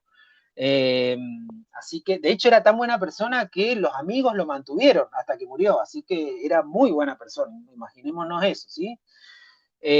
Bueno, los aprecio y las aprecio un montón, en serio, valoro un montonazo el esfuerzo. Son tiempos y coordenadas históricas re hostiles las que estamos viviendo como país, como sociedad y como grupo de profesionales, así que podamos disponer de este rato para encontrarnos, compartir distintos saberes y poder pensar en nuestra práctica, yo siento que ya es un paso inmenso hacia la modificación de esta realidad que tanto nos duele y que tanto nos oprime y que tanto nos pesa por momentos. Así que yo quedo a absoluta disposición. Vamos a estar estas 2 semanitas, no se preocupen si las fechas cambian, no cambian todo. Con Luciano nos vamos a ocupar de que se enteren cuando ya esté todas las personas cargadas en la plataforma, cuando ya esté todo listo para que ustedes puedan estar trabajando en esas condiciones, y sepan que a partir de eso, después opera ya el acuerdo de no retrasamos fechas, ¿sí? Avanzamos en ese sentido que está la plataforma y lo vamos a ir viendo, ¿sí? Siempre pensando que va a mediar el componente humano, o sea, no es una regla por regla, pero sí pensemos que como docentes no podemos estar 3 meses corrigiendo un trabajo que tenía una fecha específica de entrega. Entonces, es un código de respeto que me parece precioso poder tenerlo. Gracias, bueno, si nadie gracias, más tiene Gonzalo. consultas... No, Marcelo, por favor, muchas gracias a vos, también por tus Mucho aportes. conocimiento, queremos absorber algunas cosas que son, tenés una amplia, ¿viste? Una cosa que empezás a buscar autores y está todo tan interesante, porque nosotros los profes de educación física, digo nosotros, yo hablo de mí, más praxeológico, nos abocamos mucho y esto es saber de otras cosas para seguir fundamentando la teoría que también la tenemos, pero que refuerzan un montón, ¿viste? Y Ay, bueno. realmente interesantísimo. Bueno, Marcelo, muchísimas gracias por tus palabras, por tus intervenciones. A los demás y a las demás también, me parece sumamente importante. Sepan que nada de lo que les dije yo es mío, es algo que surge también de los encuentros con ustedes, de las clases y de ir preparando siempre, proponiendo ideas y reflexiones que son colectivas. Así que les agradezco un montonazo. Nos vamos a estar viendo vía virtual y en el segundo encuentro. Cualquier cosa que necesiten, yo estoy a disposición y les agradezco en serio un montonazo.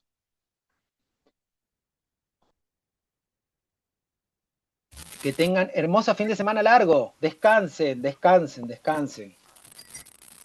Gracias, Coco. Hacemos un receso porque en un ratito viene Lu Merlo, creo que ya está por ahí.